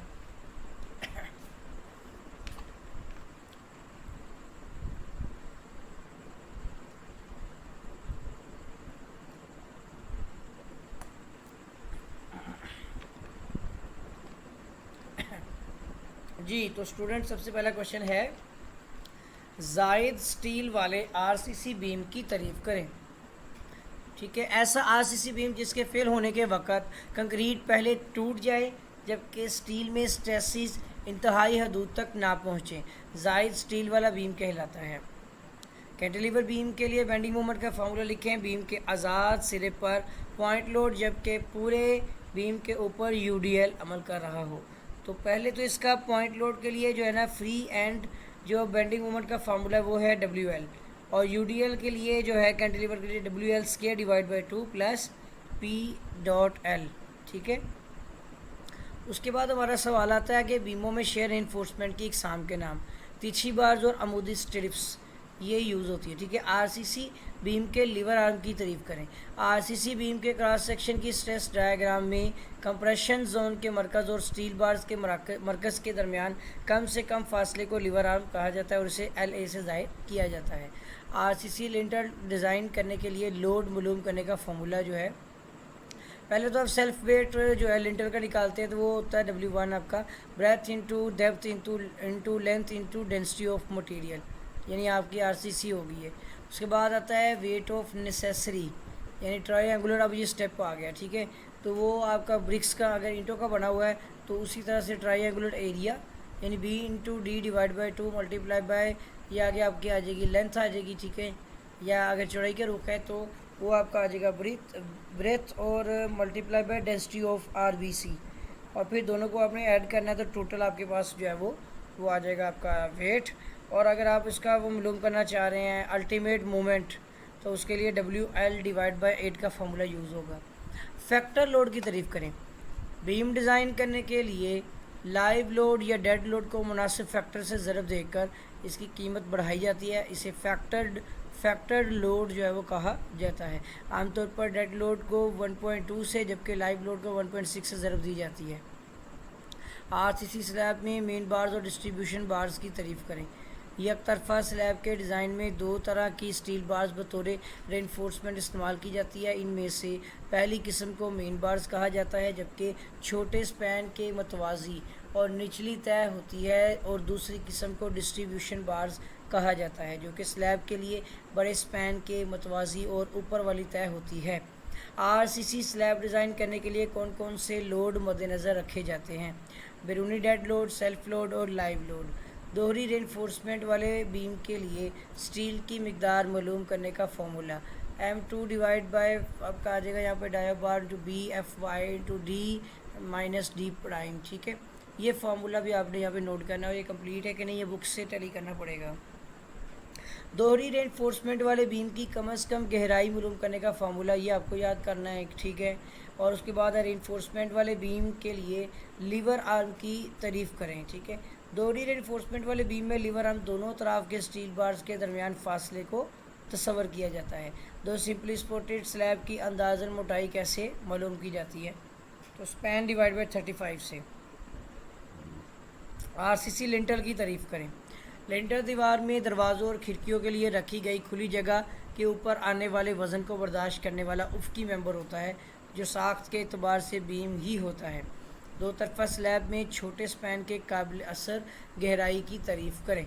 दो तरफा RCC स्लैब में सरियों की निचली तह के मरकज़ से लेकर स्लैब के ऊपर वाले किनारे तक का अमूदी फासला छोटे स्पैन के लिए मुवस्सर गहराई तस्वर की जाती है।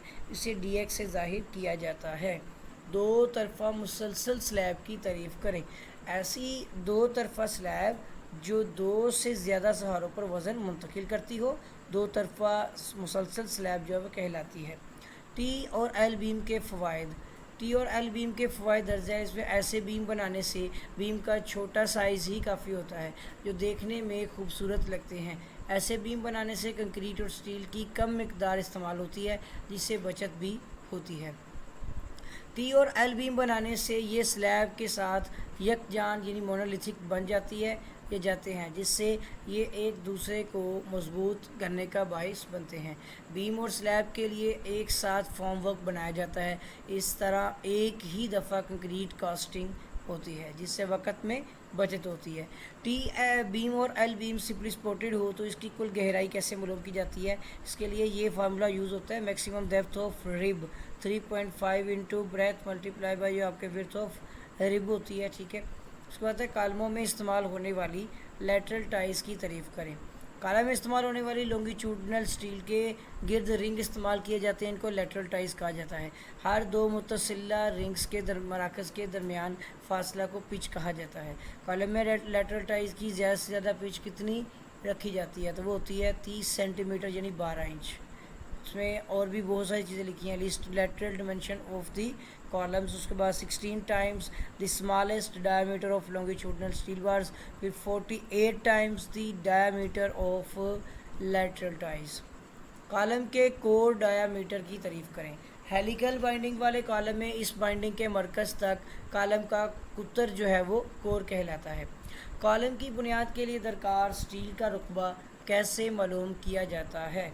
R is equal to M U divide by B D two, जो बेस आ जाएगी इसकी। स्टील एरिया आपका जो होता है वो पी से साइड करते हैं equal to B into D. Column की बुनियाद के लिए सरियों की तादाद कैसे मालूम की जाती है? तो number of bars equal to ये आपका आ जाएगा यहाँ पर A S T divide by area of 1 bar. आगे आता है आरसीसी सीडी डिज़ाइन करते हुए मद्देनज़र रखे जाने वाले लोड्स के नाम लिखें। इसमें आरसीसी के डिज़ाइन के लिए वज़न में तकोनी शक्ल के स्टेप और इनकी फिनिशिंग का वज़न, वेस्ट और इसकी फिनिशिंग का वज़न जो है वो हैंड रेल का वज़न और मुतहर्रिक वज़न वगैरह शामिल होता है। उफ़क़ी सीढ़ी डिज़ाइन करने के लिए इसका स्पैन कैसे मालूम किया जाता है? उफ़क़ी सीढ़ी यानी हॉरिजॉन्टली स्पैनिंग स्टेयर, यानी इसके लिए स्पैन अतराफ़ी सहारों के मराकज़ के दरमियान फासले के बराबर तस्वर किया जाता है। बीम की कुल गहराई और काबिल असर गहराई की तारीफ़ करें। बीम की कुल गहराई बीम के निचले किनारे से लेकर बीम के ऊपर वाले किनारे तक अमूदी फासला के बराबर होती है। काबिल असर गहराई आरसीसी बीम के स्टील के मरकज़ से इसकी मुखालिफ सिमत बीम के किनारे तक कम अज़ कम फासला काबिल गहराई यानी इफ़ेक्टिव डेप्थ कहलाता है। आगे बड़ा सवाल आता है एसीआई कोड के मुताबिक टी या एल बीम के लिए स्टील की मिकदार यानी एरिया ऑफ स्टील कैसे मालूम की जाती है? तो एरिया ऑफ स्टील जो है A S T equal to M W divide by 5 into यानी dia of bar F Y into D minus A divide by 2। और ये फार्मूले दो लिखे हुए हैं, ये आपने याद करने हैं। ठीक है, सीढ़ी की स्लैब का डहलवानी वज़न उफ़क़ी सिमत में कैसे तब्दील किया जाता है? उसके लिए ये फार्मूला होता है use B is equal to under root tread square multiply by riser का स्केयर। उसके बाद सेक्शन 2 आ जाता है छोटे और लंबे कॉलम की तारीफ़ करें, उनके फेल होने के असबाब लिखें। फिर आरसीसी का बीम डिज़ाइन करें जिसकी चौड़ाई 9 इंच और बेंडिंग मोमेंट। ये स्टेटमेंट जो है आपने न्यूमेरिकल देख लेना, अगला एक न्यूमेरिकल और देख लें। एक आरसीसी सिंपली सपोर्टेड बीम की चौड़ाई 12 इंच। ठीक हो गया, स्टेटमेंट इसकी नोट कर लें। और फिर आगे एक सवाल है आरसीसी डिज़ाइन के लिए इस्तेमाल होने वाले ACI BS code of practice बयान करें और इनकी अहमियत भी बयान करें। और फिर एंड वाले एक न्यूमेरिकल और है कि एक आरसीसी कॉलम जिसका क्रॉस सेक्शन जो दिया गया है 390 मिलीमीटर है और इसकी मौसर लंबाई 4500 मिलीमीटर। ठीक है, ये भी नोट कर लें। अब 2018 का जो है वो फर्स्ट एनुअल पेपर है कि मतवाज़ी आरसीसी बीम की तारीफ़ करें। तो सादा आरसीसी बीम का डिज़ाइन अगर इस तरह किया जाए कि बीम फेल होने के वक़्त कंक्रीट और स्टील दोनों मटेरियल्स में स्ट्रेसेस इनकी इंतहाई हदूद को पहुंच जाए तो ऐसे बीम को मतवाज़न बीम कहा जाता है। एक तरफा स्लैब की तारीफ़ करें। Longer span divide by shortened span जो आता है वो more than and equal to 2। ठीक है, वो 2 से बड़ा या 2 के बराबर होना चाहिए, यह होता है। ठीक है। और उसके बाद है दोहरी रेनफोर्समेंट वाले बीम की तारीफ़ करें। जब मखसूस वजूहात की बिना पर बीम की खिंचाव वाली तरफ लाजमी तौर पर स्टील का इस्तेमाल किया जाता है, ऐसे बीम को दोहरी रेनफोर्समेंट वाला बीम यानी डबली रेनफोर्समेंट बीम कहा जाता है। स्ट्रिप्स और टाई में फ़र्क बताएं। स्ट्रिप्स बीम में टेंसाइल यानी सरियों और हैंगर सरियों को आपस में एक जगह कायम रखने और शेयर फोर्स को बर्दाश्त करने यानी करती है। स्ट्रेस सरियों के इर्द गिर्द रिंग की सूरत में बांधा जाता है। टाई कॉलम लंबाई रुख डाले जाने वाले सरियों को आपस में एक जगह कायम रखने और झुकने और शेयर की वजह से नाकाम होने से भी बचाती है। जायद स्टील वाले आरसीसी बीम की तारीफ़ करें। ऐसा आरसीसी बीम जिसके फेल होने के वक़्त कंक्रीट पहले टूट जाए, स्टील में स्ट्रेसेस इंतहाई हदूद तक ना पहुँचें, जायद स्टील वाला बीम कहलाता है। इमारत पर असरअंदाज होने वाले लोड्स की इकसाम में dead load, live load, wind load, seismic load वगैरह शामिल हैं। औसत बॉन्ड स्ट्रेस मालूम करने का फार्मूला क्या होता है? आरसीसी बीम में किसी स्टील बार पर आने वाली कुल शेयर फोर्स को स्टील बार के कुल सतही रुतबा पर तकसीम करने से हासिल होने वाली स्ट्रेस को औसत बॉन्ड स्ट्रेस यानी एवरेज बॉन्ड स्ट्रेस कहते हैं। और इसका फार्मूला भी नोट कर लें, ठीक है। अमूदी स्ट्रिप्स से क्या मुराद है? आरसीसी बीम पर अमल करने वाले बैरूनी लोड और बीम के अपने वजन के नतीजे में बनने वाली शेयर फोर्स को बर्दाश्त करने के लिए बीम में अमूदी हालत में रिंग इस्तेमाल किए जाते हैं। इनको अमूदी स्ट्रिप्स कहा जाता है। ठीक हो गया स्टूडेंट वेट कीजिएगा।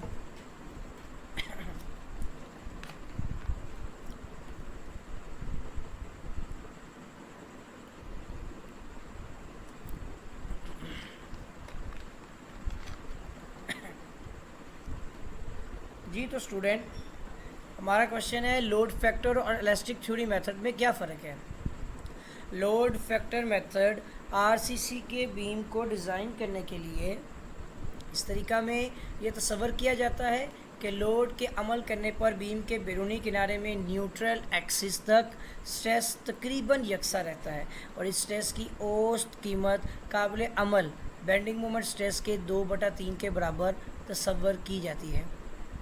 इलास्टिक थ्योरी मेथड इस तरीक़ा के मुताबिक डिज़ाइन करते वक्त ये तस्वर किया जाता है कि बेंडिंग स्ट्रेसिस की ज़्यादा से ज़्यादा मकदार बीम की दबाव वाली तरफ के किनारे पर वाक़या होती है और इसकी मकदार बतदरीज कम होते हुए न्यूट्रल एक्सिस पर 0 के बराबर हो जाती है। टी और एल बीम की तारीफ़ करें। आरसीसी की तमीरात में बाज़ औक़ात बीम और स्लैब को यकजान तमीर किया जाता है। ऐसे बीम को टी या एल बीम कहा जाता है। अगर बीम स्लैब के दरमियान पाया जाए तो ऐसे बीम को टी बीम कहा जाता है। इसकी शक्ल टी जैसी बनती है। अगर बीम स्लैब के किनारे पर वाक़या हो जिसकी एक तरफा स्लैब होती है और दूसरी तरफ जो है वो खाली होती है तो ये शक्ल में एल की तरह होती है, ऐसे बीम को एल बीम कहा जाता है। ठीक हो गया। नेक्स्ट आता है कि कॉलम जो है यहाँ पर हेलिक्स वाले कॉलम की तारीफ़ करें। ऐसे कॉलम जिनकी लॉन्गिट्यूडनल बार्स के गिर्द तार लिपट दी जाए हेलिक्स वाले कॉलम कहलाते हैं। उसके बाद हमारा आता है यहाँ पर लेटरल टाइज में पिच को बयान करें। कसीरल अज़ला शक्ल के कॉलम में हर दो मुत्तसिला लेटरल टाइज के मरकज़ के दरमियानी फासला को पिच कहा जाता है। लॉन्ग कॉलम की तारीफ़ करें। अगर कॉलम की लंबाई इसकी चौड़ाई के 15 गुना से ज़्यादा हो जाए तो ऐसे कॉलम को लॉन्ग कॉलम कहा जाता है। उफ़क़ी रुख सीढ़ी की तारीफ़ करें। उफ़क़ी सीढ़ी को स्पैनिंग हॉरिज़ॉन्टली या हॉरिज़ॉन्टल सीढ़ी भी कहा जाता है। इस किस्म की सीढ़ी के तराब पर सहारा देने के लिए दीवारों या बीमों की ज़रूरत होती है और स्टेप बीम को इस तरह डिज़ाइन किया जाता है कि इस पर लोड तकोनी शक्ल के स्टेप का वज़न, फिनिशिंग का वज़न, वेस्ट का वज़न और लाइव लोड लिए जाते हैं। 4 फीट कैंटिलीवर स्लैब की मोटाई मालूम करने का फार्मूला है span divide by 12। Cantilever beam का ये फार्मूला है, ठीक है। 4 फीट है तो 4 डिवाइड बाई 12 करें तो आपके ये यहाँ पर यानी ये पहले इंचज़ में ले गए हैं ना, इंचज़ में अगर लेके आए तो 4 × 12 कर दिया तो वो आपके हो जाएंगे इंचज़ सारे कन्वर्ट हो जाएंगे। 48 इंचज़ डिवाइड बाई 12 फिर से कर दिया तो आपके पास, और उसके बाद इसके अंदर आपका जो है ना 4 इंच ही आपकी जो है ना वो आ जाएगी मोटाई।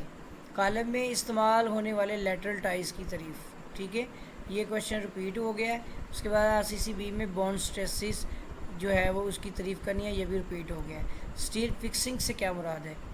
स्टील के सरिये काटने और मोड़ने के बाद इनको डिज़ाइन के मुताबिक ड्राइंग में ज़ाहिर करदा तरीक़ा के मुताबिक रख कर बांधा जाता है। इस सारे अमल को स्टील फिक्सिंग कहा जाता है। मॉडुलर रेशो की तारीफ़ करें तो आरसीसी में स्टील और कंक्रीट के मॉडुलस ऑफ इलास्टिसिटी की कीमत को मॉडुलर रेशो कहा जाता है। ये होता है M से ज़ाहिर किया जाता है, और ES यानी ये आपका आ जाएगा यहाँ पर अल्टीमेट जो भी है इसमें इलास्टिक मॉडुलस ऑफ इलास्टिसिटी वाली कीमत है ना, स्ट्रेस और स्ट्रेन के दरमियान। आरसीसी बीम में ओस्ट बॉन्ड स्ट्रेस से क्या मुराद है? आरसीसी बीम में किसी स्टील बार पर आने वाले कुल शेयर फोर्स को स्टील बार के कुल सतही रुकबा पर तकसीम करने से हासिल होने वाली स्ट्रेस को ओस्ट बॉन्ड स्ट्रेस कहा जाता है। इसका ये फार्मूला भी लिखा हुआ है, ठीक है। अमूदी स्ट्रिप्स से क्या मुराद है? तो आरसीसी बीम पर अमल करने वाले बैरूनी लोड और बीम के अपने वज़न के नतीजे में होने वाले शेयर फोर्स को बर्दाश्त करने के लिए बीम में अमूदी हालत में रिंग्स इस्तेमाल किए जाते हैं। इनको अमूदी स्ट्रिप्स कहा जाता है। बीम की काबिल अमल गहराई इफेक्टिव डेप्थ। आरसीसी बीम के स्टील के मरकज़ से इसकी मुखालिफ सिमत बीम के किनारे तक कम से कम फासला अफेक्टिव डेप्थ कहलाता है। जायद स्टील वाले बीम, ऐसा आरसीसी बीम जिसके फेल होने के वक़्त कंक्रीट पहले टूट जाए जबकि स्टील में स्ट्रेसिस इंतहाई हदूद तक ना पहुँचे, जायद स्टील वाला बीम कहलाता है। लिवर आर्म की तारीफ़ करें। आरसीसी बीम के क्रॉस सेक्शन की स्ट्रेस डायग्राम में कंप्रेशन जोन के मरकज़ और स्टील बार के मरकज़ के दरमियान कम से कम फासले को लिवर आर्म कहा जाता है। इसे LA से ज़ाहिर किया जाता है। आरसीसी स्लैब की तारीफ़ करें। किसी कमरे या बरामदा पर मुहैया किया जाने वाला हिफाजती बंदोबस्त जो रेनफोर्समेंट से तैयार किया गया हो वो आरसीसी की स्लैब कहलाती है। डिस्ट्रीब्यूशन बार की तारीफ़ करें। आरसीसी स्लैब में लंबाई के रुख बड़े स्पैन पर मेन बार्स के ऊपर मुहैया किया जाने वाला सरिया डिस्ट्रीब्यूशन बार कहलाता है। इसे टेम्परेचर स्टील भी कहा जाता है। थर्मल एक्टिविटी की तारीफ़ करें। कंक्रीट दर्जा हरारत बढ़ने पर फैलती है और दर्जा हरारत कम होने पर सिकुड़ती है। दर्जा हरारत की तब्दीली से कंक्रीट में भी तब्दीली वाक़या होती है, जिसकी वजह से कंक्रीट स्ट्रक्चर में दरारें पैदा होने का ख़दशा होता है। सेक्शन 2 आगे हमारा दिए गए बीम की शेयर फोर्स और बेंडिंग मोमेंट डायग्राम बनाएं, ठीक है। उसके बाद सादा आरसीसी को डिज़ाइन करने के मराहिल लिखें। फिर एक आरसीसी कॉलम की ये जो न्यूमेरिकल है ये नोट कर लें, और दर्ज झैल डाटा के साथ मुसलसी लोड फ़र्ज़ करते हुए एक आरसीसी लिंटर डिज़ाइन करना है, ठीक है, जिसका डाटा ये नीचे दिया गया है। फिर सवाल है कॉलम में इसमें से कि एक घरेलू स्लैब आरसीसी फ्लोर स्लैब है जिसका साइज़ 18 बाई 15 फीट है और इसके चारों किनारे सिंपली सपोर्टेड है। स्लैब फी मरबा मीटर जो है ना आपने ये नोट कर लेना है। उसके बाद तो 2018 का सेकेंड एनुअल सप्लीमेंट्री का पेपर है कि टी और एल बीम के फ़वाइद जो है लिखने हैं। ऐसे बीम बनाने के लिए बीम का डिज़ाइन साइज़ छोटा बनता है। ऐसे बीम बनाने से कंक्रीट और स्टील कम इस्तेमाल होती है और बीम और स्लैब के लिए एक साथ फॉर्मवर्क बनाया जाता है। एक्सियली लोडेड कॉलम की तारीफ़ करें। कॉलम पर जब बैरूनी लोड इसके सेंटर पर आए तो वो एक्सियली लोड जो है वो कॉलम कहलाते हैं। लंबे कॉलम की तारीफ़ करें। अगर कॉलम की लंबाई इसकी कम से कम अतराफ़ी पैमाइश के 15 गुना से ज़्यादा हो जाए तो वो लंबा कॉलम यानी लॉन्ग कॉलम कहलाता है, जो कि बकलिंग की वजह से फेल हो जाता है। लेटरल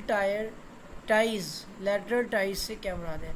कॉलम में इस्तेमाल होने वाली लॉन्गिट्यूडनल स्टील के गिर्द रिंग इस्तेमाल किए जाते हैं, इनको लेटरल टाइज कहा जाता है। ये हर दो मुतसल्ला रिंग्स के मरकज़ के दरमियान फासले को पिच कहा जाता है। ये भी रिपीट हुआ है। हेलिकल बाइंडिंग जो होती है ये भी क्वेश्चन हमारा रिपीट हुआ है, ठीक है। ज़मीन की क़ुव्वत बर्दाश्त बेरिंग कैपेसिटी ये भी रिपीट हो गया है। डिज़ाइन के लिहाज से सीढ़ी की इक़साम के नाम दो तरह की होती है, एक स्टेयर स्पैनिंग हॉरिजॉन्टली, दूसरा स्टेयर स्पैनिंग लॉन्गिट्यूडनली। यानी आपकी पहली सीढ़ी का डिज़ाइन जो है वो उसकी मतलब की सीढ़ी है और दूसरी लंबाई के रुख सीढ़ी है। उनकी सीढ़ी की तारीफ़ करनी है। ऐसी सीढ़ी जिसका डिज़ाइन इस किस्म का होता है कि सीढ़ी के दोनों तरफ पर दीवारों बीम या एक तरफ दीवार और दूसरी तरफ बीम बना हुआ होता है। ऐसी अतराफ़ी जो बीम होता है ना, इसको बोलते हैं स्ट्रिंगर बीम। आरसीसी बीम में इस्तेमाल होने वाले एंकर बार्स का फंक्शन तहरीर करना है। ठीक है, तो बीम के ऊपर वाले हिस्से में ज़्यादातर 2 अदद बारीक कुतर वाली तारें डाली जाती हैं, जो कि मेन बार और स्ट्रेस को अपनी जगह पर कायम रखती हैं। इन्हें एंकर बार्स कहा जाता है। महफूज क़ुव्वत बर्दाश्त की तारीफ़ करनी है। इसमें इसका फार्मूला ये नीचे लिखा हुआ है, ultimate bearing capacity divide by factor of safety. Single reinforced मुस्ततीली बीम के 2 डिज़ाइन स्टेप जो होते हैं, इसमें एक आपका लोड फैक्टर मेथड है, दूसरा इलास्टिक थ्योरी मेथड है। ठीक है, 1 वे स्लैब या 2 वे स्लैब की तारीफ़ करें तो किसी कमरे की लंबाई और चौड़ाई की निस्बत 2 या 2 से ज़्यादा हो तो इस कमरे की स्लैब को यकतरफा स्लैब कहा जाता है। जबकि किसी कमरे की लंबाई और चौड़ाई की निस्बत 2 या 2 से कम हो तो ऐसे कमरे को या स्लैब को जो होता है ना, 2 तरफा स्लैब कहा जाता है। आरसीसी बीम की मोमेंट ऑफ रेजिस्टेंस की तारीफ़ करें तो आरसीसी बीम में मटेरियल की ताकत और साइज़ के मुताबिक मोमेंट बर्दाश्त करने की सलाहियत को मोमेंट ऑफ रेजिस्टेंस कहा जाता है। इसे एमआर से ज़ाहिर किया जाता है। डबली रेनफोर्स्ड बीम की तारीफ़ करें। बाज़ औक़ात मखसूस वजूहात की बिना पर बीम की खिंचाव वाली तरफ के अलावा दबाव वाली तरफ भी स्टील का इस्तेमाल किया जाता है और ऐसे बीम को दोहरी रेनफोर्समेंट वाला बीम कहा जाता है। डबली रेनफोर्स्ड बीम की मौजूनियत तहरीर करें। इमारत की खूबसूरती बढ़ाने के लिए या फिर जगह की किल्लत की वजह से आरसीसी बीम का साइज़ मखसूस करना पड़ता है और इससे बड़े साइज़ का बीम नामुनासिब तस्वर होता है। ऐसी सूरत हाल में दोहरी रेनफोर्समेंट वाला बीम जो है वो डिज़ाइन किया जाता है। उसके बाद है टी बीम और एल बीम के 3 फ़वाइद। ये हमारा रिपीट हो चुका है। एडमिक्सचर और एडिटिव से क्या मुराद है? कंक्रीट की तैयारी के वक्त इसके लाजमी अज्जा के अलावा कंक्रीट में मखसूस खूबियाँ पैदा करने की गर्ज से शामिल किए जाने वाले अजाफ़ी अज्जा को एडमिक्सचर्स कहा जाता है। इन्हें बाज़ औक़ात अजाफ़ियात यानी एडिटिव्स जो होती हैं ना, एडिटिव्स उनको कहते हैं अजाफ़ियात भी कहा जाता है। दरअसल सीमेंट की तैयारी के वक्त शामिल किए जाने वाले अज्जा को अजाफ़ियात यानी एडिटिव्स कहा जाता है, जबकि कंक्रीट की तैयारी के वक्त शामिल किए गए अज्जा को एडमिक्सचर्स कहा जाता है। ये दोनों में डिफरेंस है। मॉडुलर रेशो की तारीफ़ करनी है आपने। ये वाला क्वेश्चन भी रिपीट हुआ है। स्टील और कंक्रीट के मॉडुलस ऑफ इलास्टिसिटी की निस्बत को बोला जाता है। ठीक है, ये पहला ES जो होता है modulus of elasticity of steel और नीचे C है तो modulus of elasticity of concrete. इसको मॉडुलर रेशो कहा जाता है। मॉडुलर रेशो पॉइंट लोड और UDL की सूरत में कैंटिलीवर बीम के लिए ज़्यादा बेंडिंग मोमेंट मालूम करने का फार्मूला लिखें। तो उसका फार्मूला ये लिखा होगा यहाँ पे। ठीक है, दोनों लिखे हुए हैं। उसके बाद है आरसीसी बीम डिज़ाइन करने में कोड ऑफ प्रैक्टिस से क्या मुराद है? ये वाला क्वेश्चन भी आपका रिपीट हुआ है। ठीक है, और कोड ऑफ प्रैक्टिस से आरसीसी डिज़ाइन में मुख्तलिफ़ किस्म के स्ट्रक्चर्स को डिज़ाइन करने के लिए मुख्तलिफ़ अदारों में अपने कोई कायदे ज़वाबित हैं। ठीक है, तो इन्होंने कोड ऑफ प्रैक्टिस का पूछा है तो मुख्तलिफ़ अदारों ने कुछ कायदे ज़वाबित वज़ी किए हैं जिसमें मकामी तौर पर दस्तयाब मटीरियल, फ़न तमीर और माहौल को मद्देनज़र रखा गया है। इन रहनुमा कायदनामों को कोड ऑफ प्रैक्टिस कहा जाता है। ठीक हो गया। नेक्स्ट क्वेश्चन आता है हमारा, आरसीसी बीम में लोकल बॉन्ड स्ट्रेस की तारीफ़ करें। तो लोकल बॉन्ड स्ट्रेस बीम के जिस मकाम, ठीक है, बीम के जिस मकाम पर शेयर फोर्स की मिकदार ज़्यादा से ज़्यादा हो, ऐसे मकाम पर बनने वाली बॉन्ड स्ट्रेस को लोकल बॉन्ड स्ट्रेस कहा जाता है। ठीक हो गया। और नेक्स्ट हमारा क्वेश्चन है इसके अंदर 1 वे स्लैब या 2 वे स्लैब की तारीफ़ करें। तो ये क्वेश्चन पिछले भी आया है तो ये रिपीट हो चुका है। ठीक है, आरसीसी बीम की मोमेंट ऑफ रेजिस्टेंस की तारीफ़ करें भी रिपीट हो चुका है। टी और एल बीम के फ़वाइद भी हो चुका है। औस्त और लोकल बॉन्ड स्ट्रेस। ठीक है, तो औस्त बॉन्ड स्ट्रेस जो होता है कि आरसीसी बीम में किसी स्टील बार पर आने वाली कुल शेयर फोर्स की स्टील बार के कुल सतही रुतबा पर तकसीम करने से हासिल होने वाली स्ट्रेस को औस्त बॉन्ड स्ट्रेस कहा जाता है। जबकि लोकल बॉन्ड स्ट्रेस में बीम के जिस मुकाम पर शेयर फोर्स की मिकदार ज़्यादा से ज़्यादा हो, ऐसे मकाम पर बनने वाली बॉन्ड स्ट्रेस को लोकल बॉन्ड स्ट्रेस कहा जाता है। इस किस्म की कीमत ओस बॉन्ड स्ट्रेस से ज़्यादा होती है। ठीक हो गया। आगे आता है जायद स्टील वाले बीम की तारीफ़ करें। तो आरसीसी जो हमारा है बीम जिसके फेल होने के वक़्त कंक्रीट पहले टूट जाए, जबकि स्टील में स्ट्रेसिस इंतहाई हदूद तक ना पहुँचे, जायद स्टील वाला बीम कहलाता है। ये 3 बार पेपर में आई थिंक आ चुका है। ठीक है, ये काफ़ी रिपीट हुआ है। उसके बाद आता है किन हालात में दोहरी रेनफोर्समेंट वाले बीम इस्तेमाल किए जाते हैं। जब बीम का साइज़ मखसूस हो और किसी मजबूरी की वजह से बड़ा ना किया जा सकता हो तो ऐसा ही बीम डिज़ाइन किया जाता है। और जब बीम पर मुख्तलिफ़ सिमतों में लोड अमल कर रहा हो, ऐसे बीम में पैदा होने वाली मोमेंट को खिंचाव वाली तरफ स्टील, जबकि दबाव वाली तरफ जो है वो स्टील और कंक्रीट मिलकर बर्दाश्त करती हैं।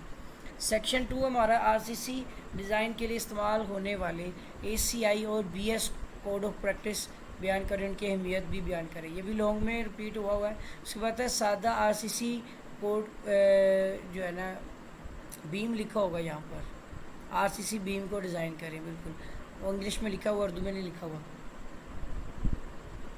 इसका डाटा भी दिया हुआ है, नोट कर लें। उसके बाद जो है यहाँ पर एक सिंपली सपोर्टेड आरसीसी स्लैब जो है दरअसल डाटा दिया गया डिज़ाइन करनी है। और एक आरसीसी कॉलम की मौसर ऊंचाई 3.5 मीटर और साइज़ 300 बाई 300 मिलीमीटर है। और ये भी आपने नोट कर लेना। ठीक है। अब 2019 का फर्स्ट एनुअल पेपर डिस्कस करना है कि आरसीसी के नकाइस लिखने हैं। तो उसमें आता है कि एक दफ़ा आरसीसी की तमीर कर लेने के बाद इसमें तब्दीली करना बहुत मुश्किल होता है। आरसीसी की तमीर में रह जाने वाली ख़राबी को दूर करना खासा मुश्किल होता है। तमीर के दौरान सख्त निगरानी की ज़रूरत होती है। इस पर इब्तदाई ताकत ज़्यादा आती है, जबकि इसका वज़न भी ज़्यादा होता है। फॉर्म वर्क के लिए काफ़ी मिकदार में लकड़ी या लोहे की शटरिंग करना पड़ती है। और फिर होता है मॉडुलर रेशो, ये क्वेश्चन भी रिपीट हुआ है। ठीक है। उसके बाद है डिज़ाइन में इस्तेमाल होने वाले कोड ऑफ प्रैक्टिस की तारीफ़ करें, ये भी रिपीट हो गया है। उसके बाद है उमूदी स्टिरिप्स, ये वाला क्वेश्चन भी रिपीट हो गया है। आरसीसी बीम में रेनफोर्समेंट की ग्रिप लेंथ की तारीफ़ करें। आरसीसी बीम के में कंक्रीट और स्टील के दरमियान ज़रूरी गिरफ्त के लिए मुकर्रर करदा कंक्रीट की किस्म के लिहाज से स्टील बार की ज़रूरी लंबाई को बॉन्ड की लंबाई कहा जाता है। इस लंबाई को डेवलपमेंट लंबाई भी कहा जाता है। ज़्यादा से ज़्यादा शेयर स्ट्रेस मालूम करने का फार्मूला तहरीर करें। ठीक है, ये 2 फार्मूले जो यूज़ हो रहे हैं। मतवाज़न स्टील वाले आरसीसी बीम की तारीफ़ करें। सादा आरसीसी बीम का डिज़ाइन अगर इस तरह किया जाए कि बीम फेल होने के वक़्त कंक्रीट और स्टील दोनों मटेरियल में स्ट्रेसिस इनकी इंतहाई हदूद को पहुंच जाए तो ऐसे बीम को मतवाज़न बीम जो है वो कहा जाता है। आरसीसी बीम के न्यूट्रल एक्सिस की तारीफ़ करें। आरसीसी बीम पर लोड अमल करते हैं और इस पर यानी कि इसके क्रॉस सेक्शन के बैरूनी किनारों पर इंतहाई स्ट्रेस पैदा होती है, जबकि अंदरूनी तरफ कम होती रहती है। ये स्ट्रेस एक तरफ खिंचाव में टेंसाइल और दूसरी तरफ दबाव में यानी कंप्रेसिव होती है। बीम के तकरीबन दरमियान में ये स्ट्रेस सिफर हो जाती है। इस मकाम पर बीम के एक्सिस को न्यूट्रल एक्सिस कहा जाता है। इसे NA से ज़ाहिर किया जाता है। आरसीसी बीम के गिर्द मोमेंट ऑफ रेजिस्टेंस की तारीफ़ करें। आरसीसी बीम में मटेरियल की ताकत और साइज़ के मुताबिक मोमेंट बर्दाश्त करने की सलाहियत को मोमेंट ऑफ रेजिस्टेंस कहा जाता है। इसे MR से ज़ाहिर किया जाता है। और ये इसका फार्मूला ये लिखा हुआ है। ठीक है, ये नोट कर लें। एक तरफा आरसीसी स्लैब की तारीफ़ करें, ये वाला क्वेश्चन भी रिपीट हो गया हुआ क्योंकि दोनों इकट्ठे आए थे ना, तो उसमें ये शामिल है। उसके बाद हमारा सवाल है लोड मालूम करने के लिए सिंपली सपोर्टेड स्लैब की मोटाई कैसे मालूम की जाती है। स्लैब का अपना वज़न मालूम करने के लिए सिंपली सपोर्टेड स्लैब की मोटाई यानी स्पैन डिवाइड बाई 25 के बराबर ली जाती है। आम हालात में स्लैब की मोटाई 4 सेंटीमीटर फ़ी मीटर के हिसाब से मालूम की जाती है, जबकि स्लैब की मोटाई 10 सेंटीमीटर से कम नहीं रखी जाती। ठीक हो गया। नेक्स्ट आता है हमारा सवाल आरसीसी स्लैब की काबिल असर गहराई मालूम करने का फार्मूला लिखना है, तो ये आपने नोट कर लेना है। नेक्स्ट क्वेश्चन हमारा आता है इसके अंदर दोहरी रेनफोर्समेंट वाले बीम की मौजूनियत बयान करें। मौजूनियत जो है कि इमारत की खूबसूरती बढ़ाने के लिए या फिर जगह की किल्लत की वजह से आरसीसी बीम का साइज़ मखसूस करना पड़ता है और इससे बड़े साइज़ का बीम नामुनासिब तस्वर किया जाता है। ऐसी सूरत हाल में दोहरी रेनफोर्समेंट वाला बीम डिज़ाइन किया जाता है। दोहरी रेनफोर्समेंट वाले बीम के लिए खिंचाव की तरफ स्टील वॉल्यूम करने का फार्मूला तो ये लिखा हुआ है, ठीक है, सबसे पहले लाइन में। उसके बाद आरसीसी बीम के लिए मुहैया किए जाने वाले कंक्रीट कवर के बारे में आप क्या जानते हैं। ये वाला क्वेश्चन भी रिपीट हो गया है, ठीक हो गया।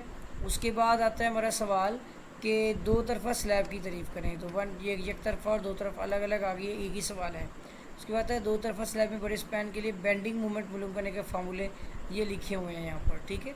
दो तरफा स्लैब में बड़े स्पैन के लिए काबिल असर गहराई मालूम करने का फार्मूला, ये भी आपका एक फार्मूला, ये आप इन्हें नोट कर लेना है, ठीक है। टी बीम और एल बीम में फ़र्क वाज़िया करें, ये क्वेश्चन हमारा रिपीट हो चुका है। उसके बाद हमारा सवाल आता है कि एल बीम के फ्लेंज की चौड़ाई किस तरह मालूम की जाती है, ठीक है, उसके लिए भी ये मेथड और फार्मूलाज हैं। ये क्वेश्चन भी रिपीट हुआ है। टी और एल बीम में लिवर आर्म किस तरह मालूम किया जाता है, तो उसके लिए जो है ये एक फार्मूला पे लिखा हुआ फार्मूला, ये आपने नोट कर लेना है, ठीक है। कॉलम और छोटे कॉलम, यानी लंबे कॉलम और छोटे कॉलम में फ़र्क है। तो ये कॉलम और छोटे कॉलम का कह रहा है। तो कॉलम ये होता है कि ऐसा स्ट्रक्चर मेंबर जो आमूदन बनाया जाए और इसके लंबाई के रुख एक्सिस के मुतवाज़ी लोड यानी कि डाला जाए, कॉलम कहलाता है। अगर कॉलम की लंबाई इसकी चौड़ाई के 15 गुना तक हो तो ऐसे कॉलम को छोटा कॉलम कहा जाता है, और इससे ज़्यादा लंबाई हो जाने पर ऐसा लंबा कॉलम कहा जाता है। कॉलम में लेटरल टाइज की पिच की तारीफ़ करनी है, ये भी रिपीट हो गया है। उसके बाद कॉलम के कवर एरिया की तारीफ़ करनी है। हेलिकल बाइंडिंग वाले कॉलम में कवर एरिया से मालूम करदा एरिया को कवर एरिया कहा जाता है, कोर एरिया कहा जाता है, सॉरी। इसमें स्टील का एरिया शामिल नहीं होता।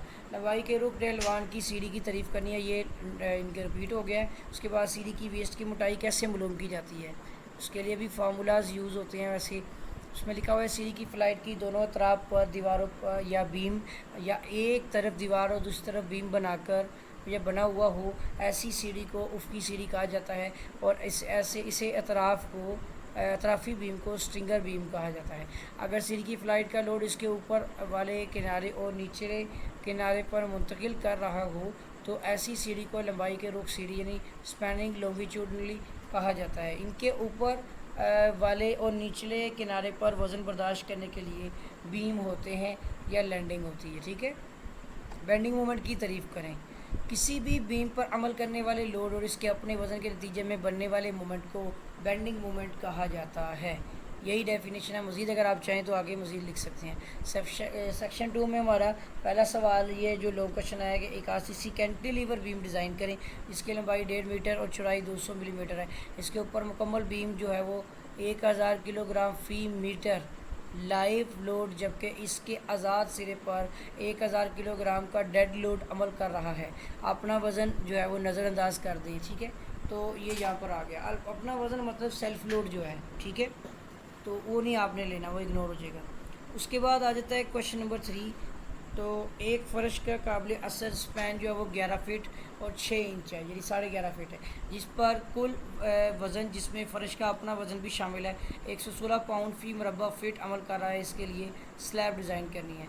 एक आरसीसी स्लैब यानी आरसीसी का छोटा कॉलम डिज़ाइन करें जिसमें 6 मिलीमीटर कुतर की लेटरल टाइज इस्तेमाल की गई है और इसके ऊपर जो है वो 1,50,000 किलोग्राम जो वज़न अमल कर रहा है, ठीक है। तो ये हमारा आ जाएगा, यहाँ पर ये डाटा भी दिया हुआ है। एक एल बीम डिज़ाइन करना है, ठीक है, जिसका ये साइज़ इनके न्यूमेरिकल है, ये नोट कर लें। और उसके बाद एक आरसीसी का आपका स्टेयर का डिज़ाइन है कि एक सीढ़ी दोनों तरफ से स्ट्रिंगर बीमों पर बनाई गई है, ठीक है। तो ये आ गई आपकी। नेक्स्ट हमारा पेपर है 2019 का सप्लीमेंट्री का पेपर है। आरसीसी के फ़ायदे और नुकसान दोनों रिपीट हो चुके हैं, तो ये हमने क्लिक कर लिया, ठीक है। उसके बाद जो है ना ये पहले फ़ायदे लिखे हुए हैं और इस तरफ फ़ायदे ही लिखे हुए हैं, बल्कि नुकसान तो यहाँ पर पता नहीं साथ मिक्स ही हैं, फिर नहीं, ये सारे फ़ायदे हैं। कंक्रीट की वर्किंग और अल्टीमेट स्ट्रेंथ की तारीफ़ करनी है। कंक्रीट की किसी भी किस्म में ज़्यादा से ज़्यादा स्ट्रेस जिस पर कंक्रीट टूट जाए, ठीक है, अल्टीमेट स्ट्रेस कहलाती है। इस स्ट्रेस को करैक्टरिस्टिक स्ट्रेस भी कहा जाता है, मगर डिज़ाइन में ये स्ट्रेस इस्तेमाल नहीं की जाती, बल्कि इस स्ट्रेस की कुछ मिकदार ही इस्तेमाल की जाती है। डिज़ाइन के इस्तेमाल होने वाले स्ट्रेस को वर्किंग स्ट्रेस कहा जाता है। शेयर फोर्स और बेंडिंग मूवमेंट में फ़र्क, ये क्वेश्चन भी रिपीट हो चुका है। उसके बाद किसी भी बीम पर ये दोनों डेफिनेशंस हैं, ठीक है। तो कहते हैं आरसीसी डिज़ाइन को मद्देनज़र रखने वाले लोड्स के नाम है। Dead load, live load, seismic, ये यही होते हैं लोड, ठीक है। ये भी रिपीट हो गया है। आरसीसी बीम में पैदा होने वाली उफ़क़ी शेयर और वितरी शेयर की तारीफ़ करनी है। किसी बीम पर जब बैरूनी लोड अमल करता है या बीम का अपना लोड ही अमल करता है तो बीम में मुख्तलिफ तहें बीम की लंबाई के रुख एक दूसरे के ऊपर फिसलने की कोशिश करती है, जिसके नतीजे में उफ़क़ी शेयर स्ट्रेस पैदा होती है। इस शेयर स्ट्रेस की मिकदार अमूदी शेयर के बराबर होती है। दूसरा है, किसी बीम में जब लोड की वजह से शेयर स्ट्रेस पैदा होती है तो इसकी बुनियादी तौर पर दो सिमतें होती हैं।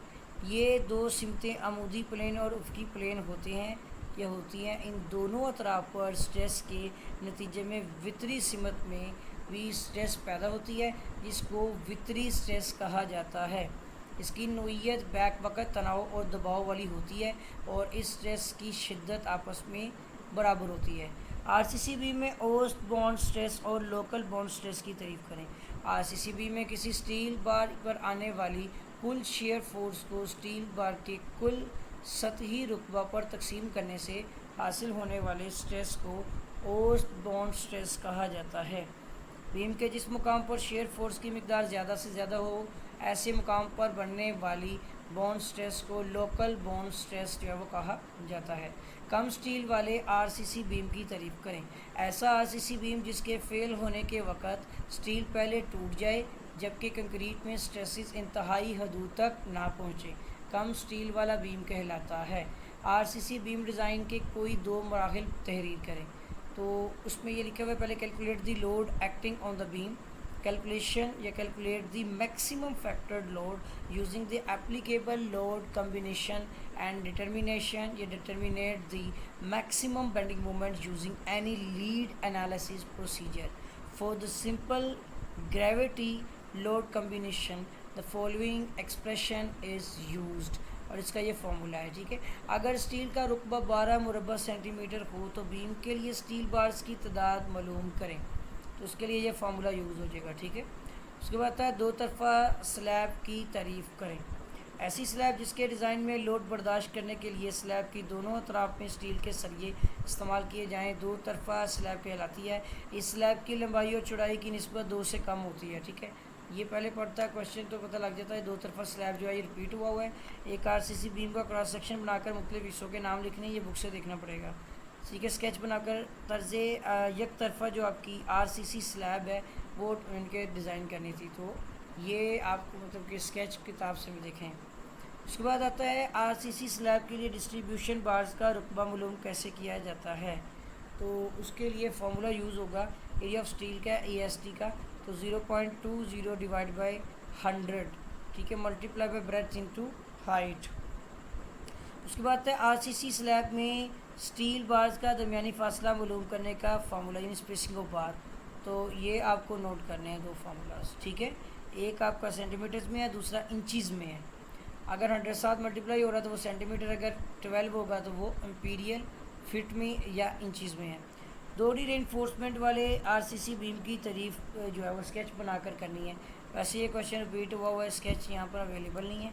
उसके बाद आता है हमारा WRCC बीम की ज़रूरत बयान करें।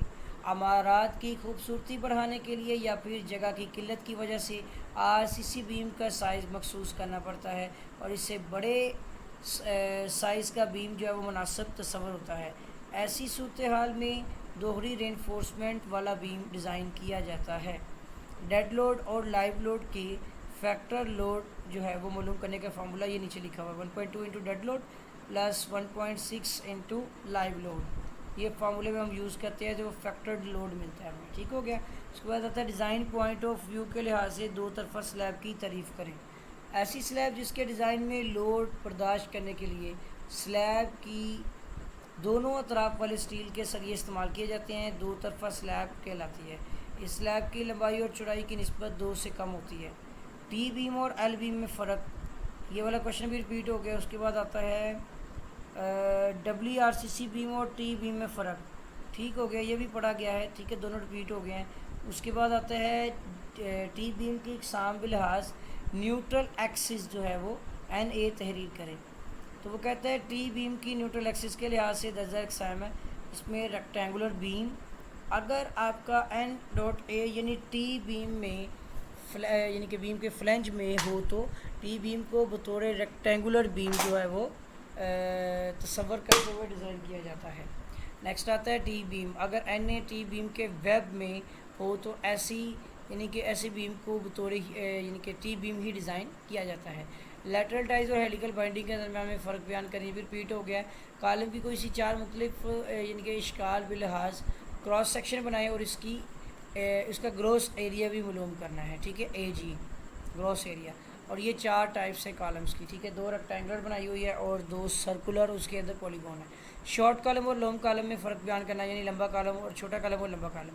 कॉलम की बुनियाद में पैदा होने वाली पिचिंग जो शेयर है, पंचिंग शेयर की तारीफ करनी है, पंचिंग शेयर सॉरी। कॉलम के वज़न की वजह से इसकी बुनियाद में सुराख करके नीचे धंसने की ताकत को पिचिंग शेयर कहा जाता है। उफ़क़ी सीढ़ी और लंबाई के रुख सीढ़ी के दरमियान फ़र्क बयान करें। सीढ़ी की फ्लाइट की दोनों अतराफ पर पर्दा या बीम या एक तरफ दीवार और दूसरी तरफ बीम बना हुआ हो, ऐसी सीढ़ी को उफ़क़ी सीढ़ी कहा जाता है। इसे ऐसे यानी कि अतराफ़ी बीम को स्ट्रिंगर बीम भी कहा जाता है। ये भी रिपीट हुआ है, ठीक है। उसके बाद एक सीढ़ी का सेक्शन बनाना है और इसके मुख्तलिफ हिस्सों के नाम लिखने हैं। ये तो बुक से मिलेगा आपको। सेक्शन 2 आ गया है, इसमें ये देख लें। पहला न्यूमेरिकल एक आरसीसी कैंटिलीवर जो बीम डिज़ाइन करें जिसकी लंबाई 1.5 मीटर और चौड़ाई 20 मिलीमीटर है। इसके ऊपर मुकम्मल बीम पर जो है वो 1000 किलोग्राम फी मीटर लाइव लोड। पूरा न्यूमेरिकल आप ये नोट कर लें। उसके बाद अगला न्यूमेरिकल भी नोट कर लें, एक आरसीसी बीम वाला, ठीक है। फिर एक आरसीसी आपका जो है यहाँ पर सिंपली सपोर्टेड स्लैब जो है दो दीवारों पर चढ़ी है, इसको आपने करना है। और फिर एक घरेलू आरसीसी फ्लोर स्लैब डिज़ाइन करनी है जिसका साइज़ 18x15 है और इसके चारों किनारे सिंपली सपोर्टेड है, ठीक है। उसके बाद एक आपका सवाल कॉलम से रिलेटेड है कि एक आरसीसी कॉलम जिसका क्रॉस सेक्शनल एरिया जो 390x390 मिलीमीटर है, ठीक है। उसके बाद हम आते हैं 2020 के सेकेंड एलिमेंट सप्लीमेंट्री के पेपर में लैटरल टाइज से क्या मुराद है। ये क्वेश्चन हमारा रिपीट हो गया है। हेलिकल बाइंडिंग की तारीफ जो है ये भी रिपीट हो गई है, पेपर भी आ चुकी है, ठीक है। ज़मीन की क़ुव्वत बर्दाश्त जिसको बेरिंग कैपेसिटी कहते हैं, ये भी रिपीट हो गया है। सीढ़ी और इसकी वेस्ट की तारीफ़ करनी है। तो कमरों के दो फर्शों को मिलाने वाला कदम ब कदम सिलसिला जो होता है वो सीढ़ी कहलाता है, जबकि सीढ़ी की फ्लाइट के कदमचों के नीचे बनाई गई स्लैब इसकी वेस्ट कहलाती है। उसके बाद हमारा सवाल आता है लंबाई के रुख सीढ़ी डिज़ाइन करने के लिए स्पैन का फार्मूला, ये भी रिपीट हुआ है। उसके बाद जायद स्टील वाले आरसीसी बीम की तारीफ भी रिपीट हो गया है। कैंटिलीवर बीम के लिए बेंडिंग मोमेंट का फार्मूला लिखना है आपने, WL² / 2 + PL, ठीक है। ये UDL के लिए, और पॉइंट लोड के लिए सिंपल WL है। सही हो गया। नेक्स्ट आता है हमारा सवाल, ये वैसे क्वेश्चन रिपीट हो गया हुआ है, ठीक है। उसके बाद आता है मिक्सचर और एडिटिव से क्या मुराद है, ये भी रिपीट हो गया है। उसके बाद मॉडुलर रेशो भी रिपीट हो गया है। बीमों में शेयर रेनफोर्समेंट की इकसाम के नाम में तिरछी बार्स और अमूदी स्ट्रिप्स वगैरह, ये भी रिपीट हुआ है। टी बीम और एल बीम जो है वो सिंपली सपोर्टेड हो तो इसकी कुल गहराई कैसे मालूम की जाती है। तो कहता है कॉलमों में इस्तेमाल होने वाले लेटरल टाइज की तारीफ़ करें। कॉलम में इस्तेमाल होने वाली लॉन्गिट्यूडनल स्टील के गिर्द रिंग इस्तेमाल किए जाते हैं, इनको लेटरल टाइज यानी कहा जाता है, ठीक है। उसके बाद वो कहता है हर दो मुतसिला रिंग्स, ये भी आपका लेटरल टाइज की डेफिनेशन ही थी, रिपीट हो गई है। मुतवाज़ी आरसीसी बीम की तारीफ़ करें। आरसीसी बीम का डिज़ाइन अगर इस तरह किया जाए कि बीम फेल होने के वक़्त कंक्रीट और स्टील दोनों मटेरियल में स्ट्रेसेस इनकी इंतहाई हदूद को पहुंच जाए तो ऐसे बीम को मुतवाज़िन बीम कहा जाता है। उसके बाद हमारा आता है एक तरफा जो है वो स्लैब की तारीफ़ करनी है और जायद स्टील वाले बीम की तारीफ़ करनी है, ये भी क्वेश्चन रिपीट हो गया है, ठीक है। उसके बाद किन हालात में दोहरी रेनफोर्समेंट वाले बीम इस्तेमाल किए जाते हैं। जब बीम का साइज़ मखसूस हो और किसी मजबूरी की वजह से बड़ा ना किया जा सकता हो, ऐसा ही बीम डिज़ाइन किया जाता है। जब बीम पर मुख्तलिफ़ सिमतों में लोड अमल कर रहा हो, ऐसे बीम में पैदा होने वाली मोमेंट को खिंचाव वाली तरफ स्टील जबकि दबाव वाली तरफ स्टील और कंक्रीट मिलकर बर्दाश्त करती है, ठीक है। जायद आरसीसी वाला जो है ना बीम, ये रिपीट हो गया है। इमारत पर असरअंदाज होने वाले लोड के इकसाम रिपीट हो गए हैं। उसके बाद लॉन्ग कॉलम की तारीफ़ करें। तो अगर कॉलम की लंबाई इसकी चौड़ाई के 15 गुना से ज़्यादा हो तो ऐसे कॉलम को लॉन्ग कॉलम कहा जाता है, ठीक है। सिंपल डेफिनेशन जो रिपीट हुई है। उफ़क़ी सीढ़ी जो है ये इसका यानी कि डिज़ाइन भी ये भी क्वेश्चन रिपीट हो गया है। आरसीसी की स्लैब की तारीफ़ करनी है, तो किसी कमरे या बरामदा पर मुहैया किया जाने वाला हिफाजती बंदोबस्त जो रेनफोर्समेंट से तैयार किया गया हो वो आरसीसी जो है वो इसकी स्लैब कहलाती है। ये भी वैसे रिपीट हो गया, ठीक है। डिस्ट्रीब्यूशन बार की तारीफ़ करनी है। आरसीसी बीम में लंबाई के रुख बड़े स्पैन पर मेन बार्स के ऊपर मुहैया किया जाने वाला सरिया डिस्ट्रीब्यूशन बार्स कहलाता है। इसे टेम्परेचर स्टील भी कहा जाता है। अमूदी स्ट्रिप्स की तारीफ करें, रिपीट हुआ है। उसके बाद आरसीसी में रेनफोर्समेंट की ग्रिप लेंथ की तारीफ करें, ये भी रिपीट हो गया है। दोहरी रेनफोर्समेंट वाले बीम की मौजूनियत बयान करें। उसके बाद हमारा ये सवाल भी रिपीट हुआ। उसके बाद दोहरी रेनफोर्समेंट वाले बीम के लिए खिंचाव वाली तरफ स्टील की मकदार मालूम करने का फार्मूला जो है वो लिखा हुआ है पहली लाइन में। कॉलम और छोटे कॉलम मतलब कि इसमें डेफिनेशन आती है, ठीक हो गया। और उसके बाद सेक्शन 2 आ गया। एक आरसीसी कॉलम की मुवस्सर और ऊंचाई इनके 3.5 मीटर और साइज़ 300 बाई 300 मिलीमीटर है, ठीक है। ये नोट कर लें। आरसी डिज़ाइन के लिए इस्तेमाल होने वाला एसीआई और बीएस जो कोड ऑफ प्रैक्टिस बयान करें, उनकी अहमियत बयान करनी है, ये भी रिपीट हुआ है। उसके बाद एक घरेलू आरसीसी फ्लोर स्लैब डिज़ाइन करें जिसका 18 बाई 15 यानी कि वो है इसका साइज़, इसके चारों किनारे सिंपली सपोर्टेड, और ये भी रिपीट हुआ। उसके बाद आपका एक आरसीसी कॉलम का क्रॉस सेक्शन जो 390 बाई 390 मिलीमीटर वाला है, और उसके बाद दर्ज झैल डाटा के साथ मुसल्लसी और यानी कि लोड और फ़र्ज़ करते हुए एक आरसीसी लिंटर डिज़ाइन करें। तो स्टूडेंट वेट कीजिएगा।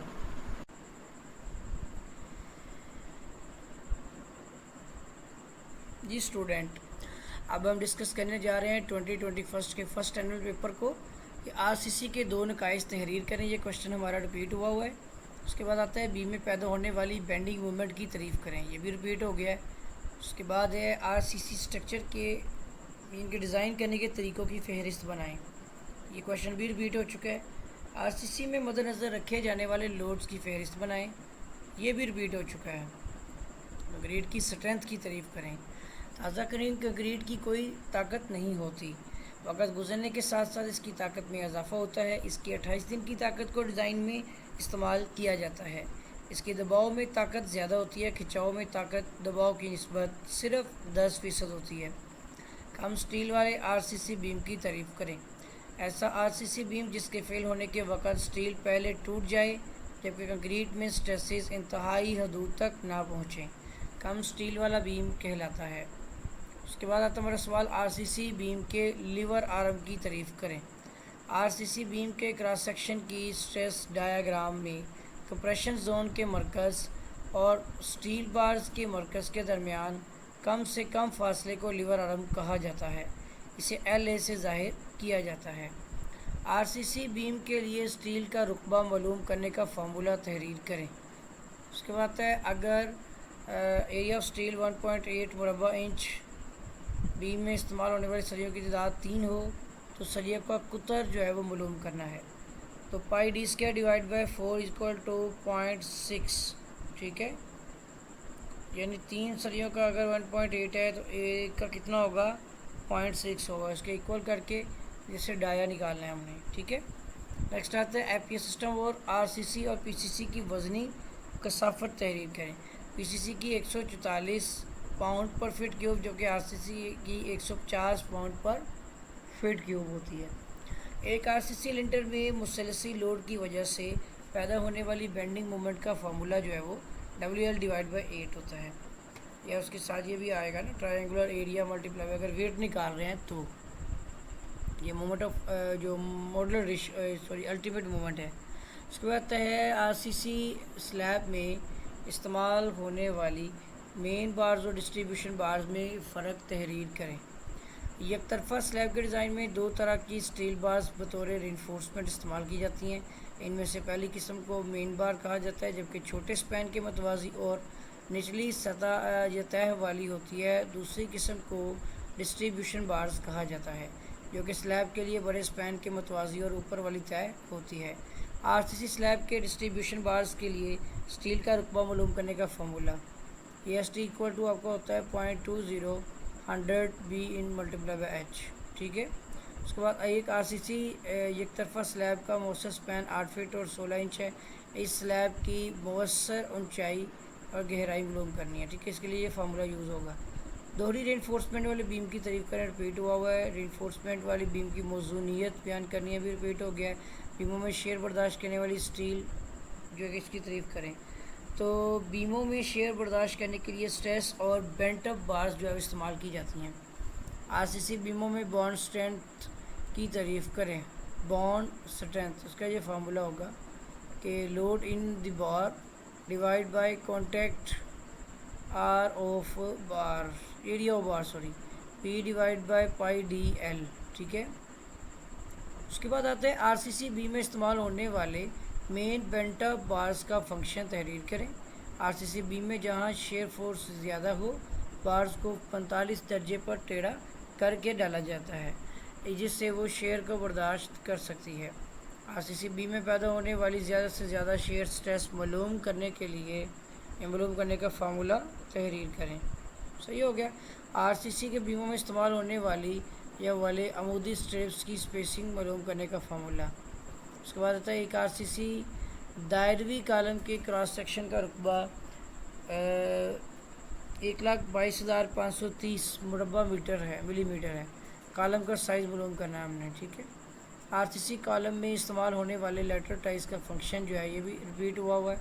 और इसमें जो आपका है आरसीसी कालम की कोर एरिया की तारीफ, ये भी रिपीट हो गया। उसके बाद हमारा सवाल है इसमें आरसीसी कालम की बुनियाद में पैदा होने वाली पिचिंग नहीं है, पंचिंग शेयर की तारीफ करें, ये भी रिपीट हुआ है। उसके बाद है पंचिंग शेयर को मद्देनज़र रखते हुए कालम की बुनियाद गहराई मालूम करने का फार्मूला लिखें। ये फार्मूला याद करना है आपने। उसकी सीढ़ी की तारीफ करें, ये क्वेश्चन रिपीट हो चुका हुआ है, ठीक है। उसके बाद सेक्शन 2 आ गया, ये लॉन्ग क्वेश्चन हैं, ये नोट कर लें आप, ठीक हो गया।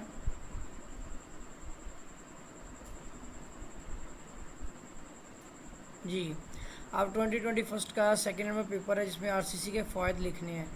ये क्वेश्चन भी रिपीट हुआ है, मॉडुलर रेशो भी रिपीट हो चुका है, ठीक है।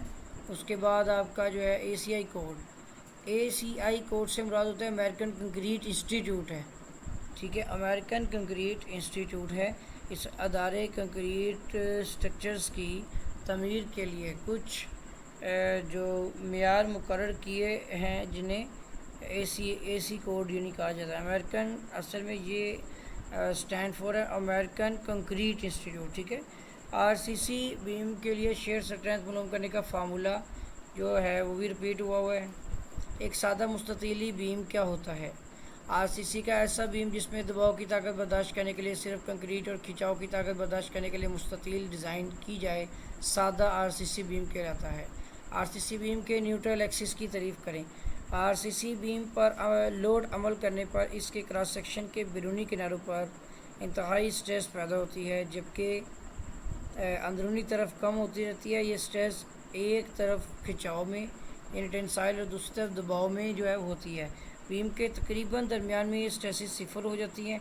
इस मुकाम पर बीम के एक्सिस को न्यूट्रल एक्सिस कहा जाता है और इसे NA से जाहिर किया जाता है। आरसीसी लिंटर की तारीफ करें। लिंटर दीवार में दरवाज़ों और खिड़कियों के लिए रखी गई खुली जगह के ऊपर आने वाले वज़न को बर्दाश्त करने वाला उफ़क़ी मेंबर होता है। ये भी वैसे रिपीट हुआ था, ठीक है।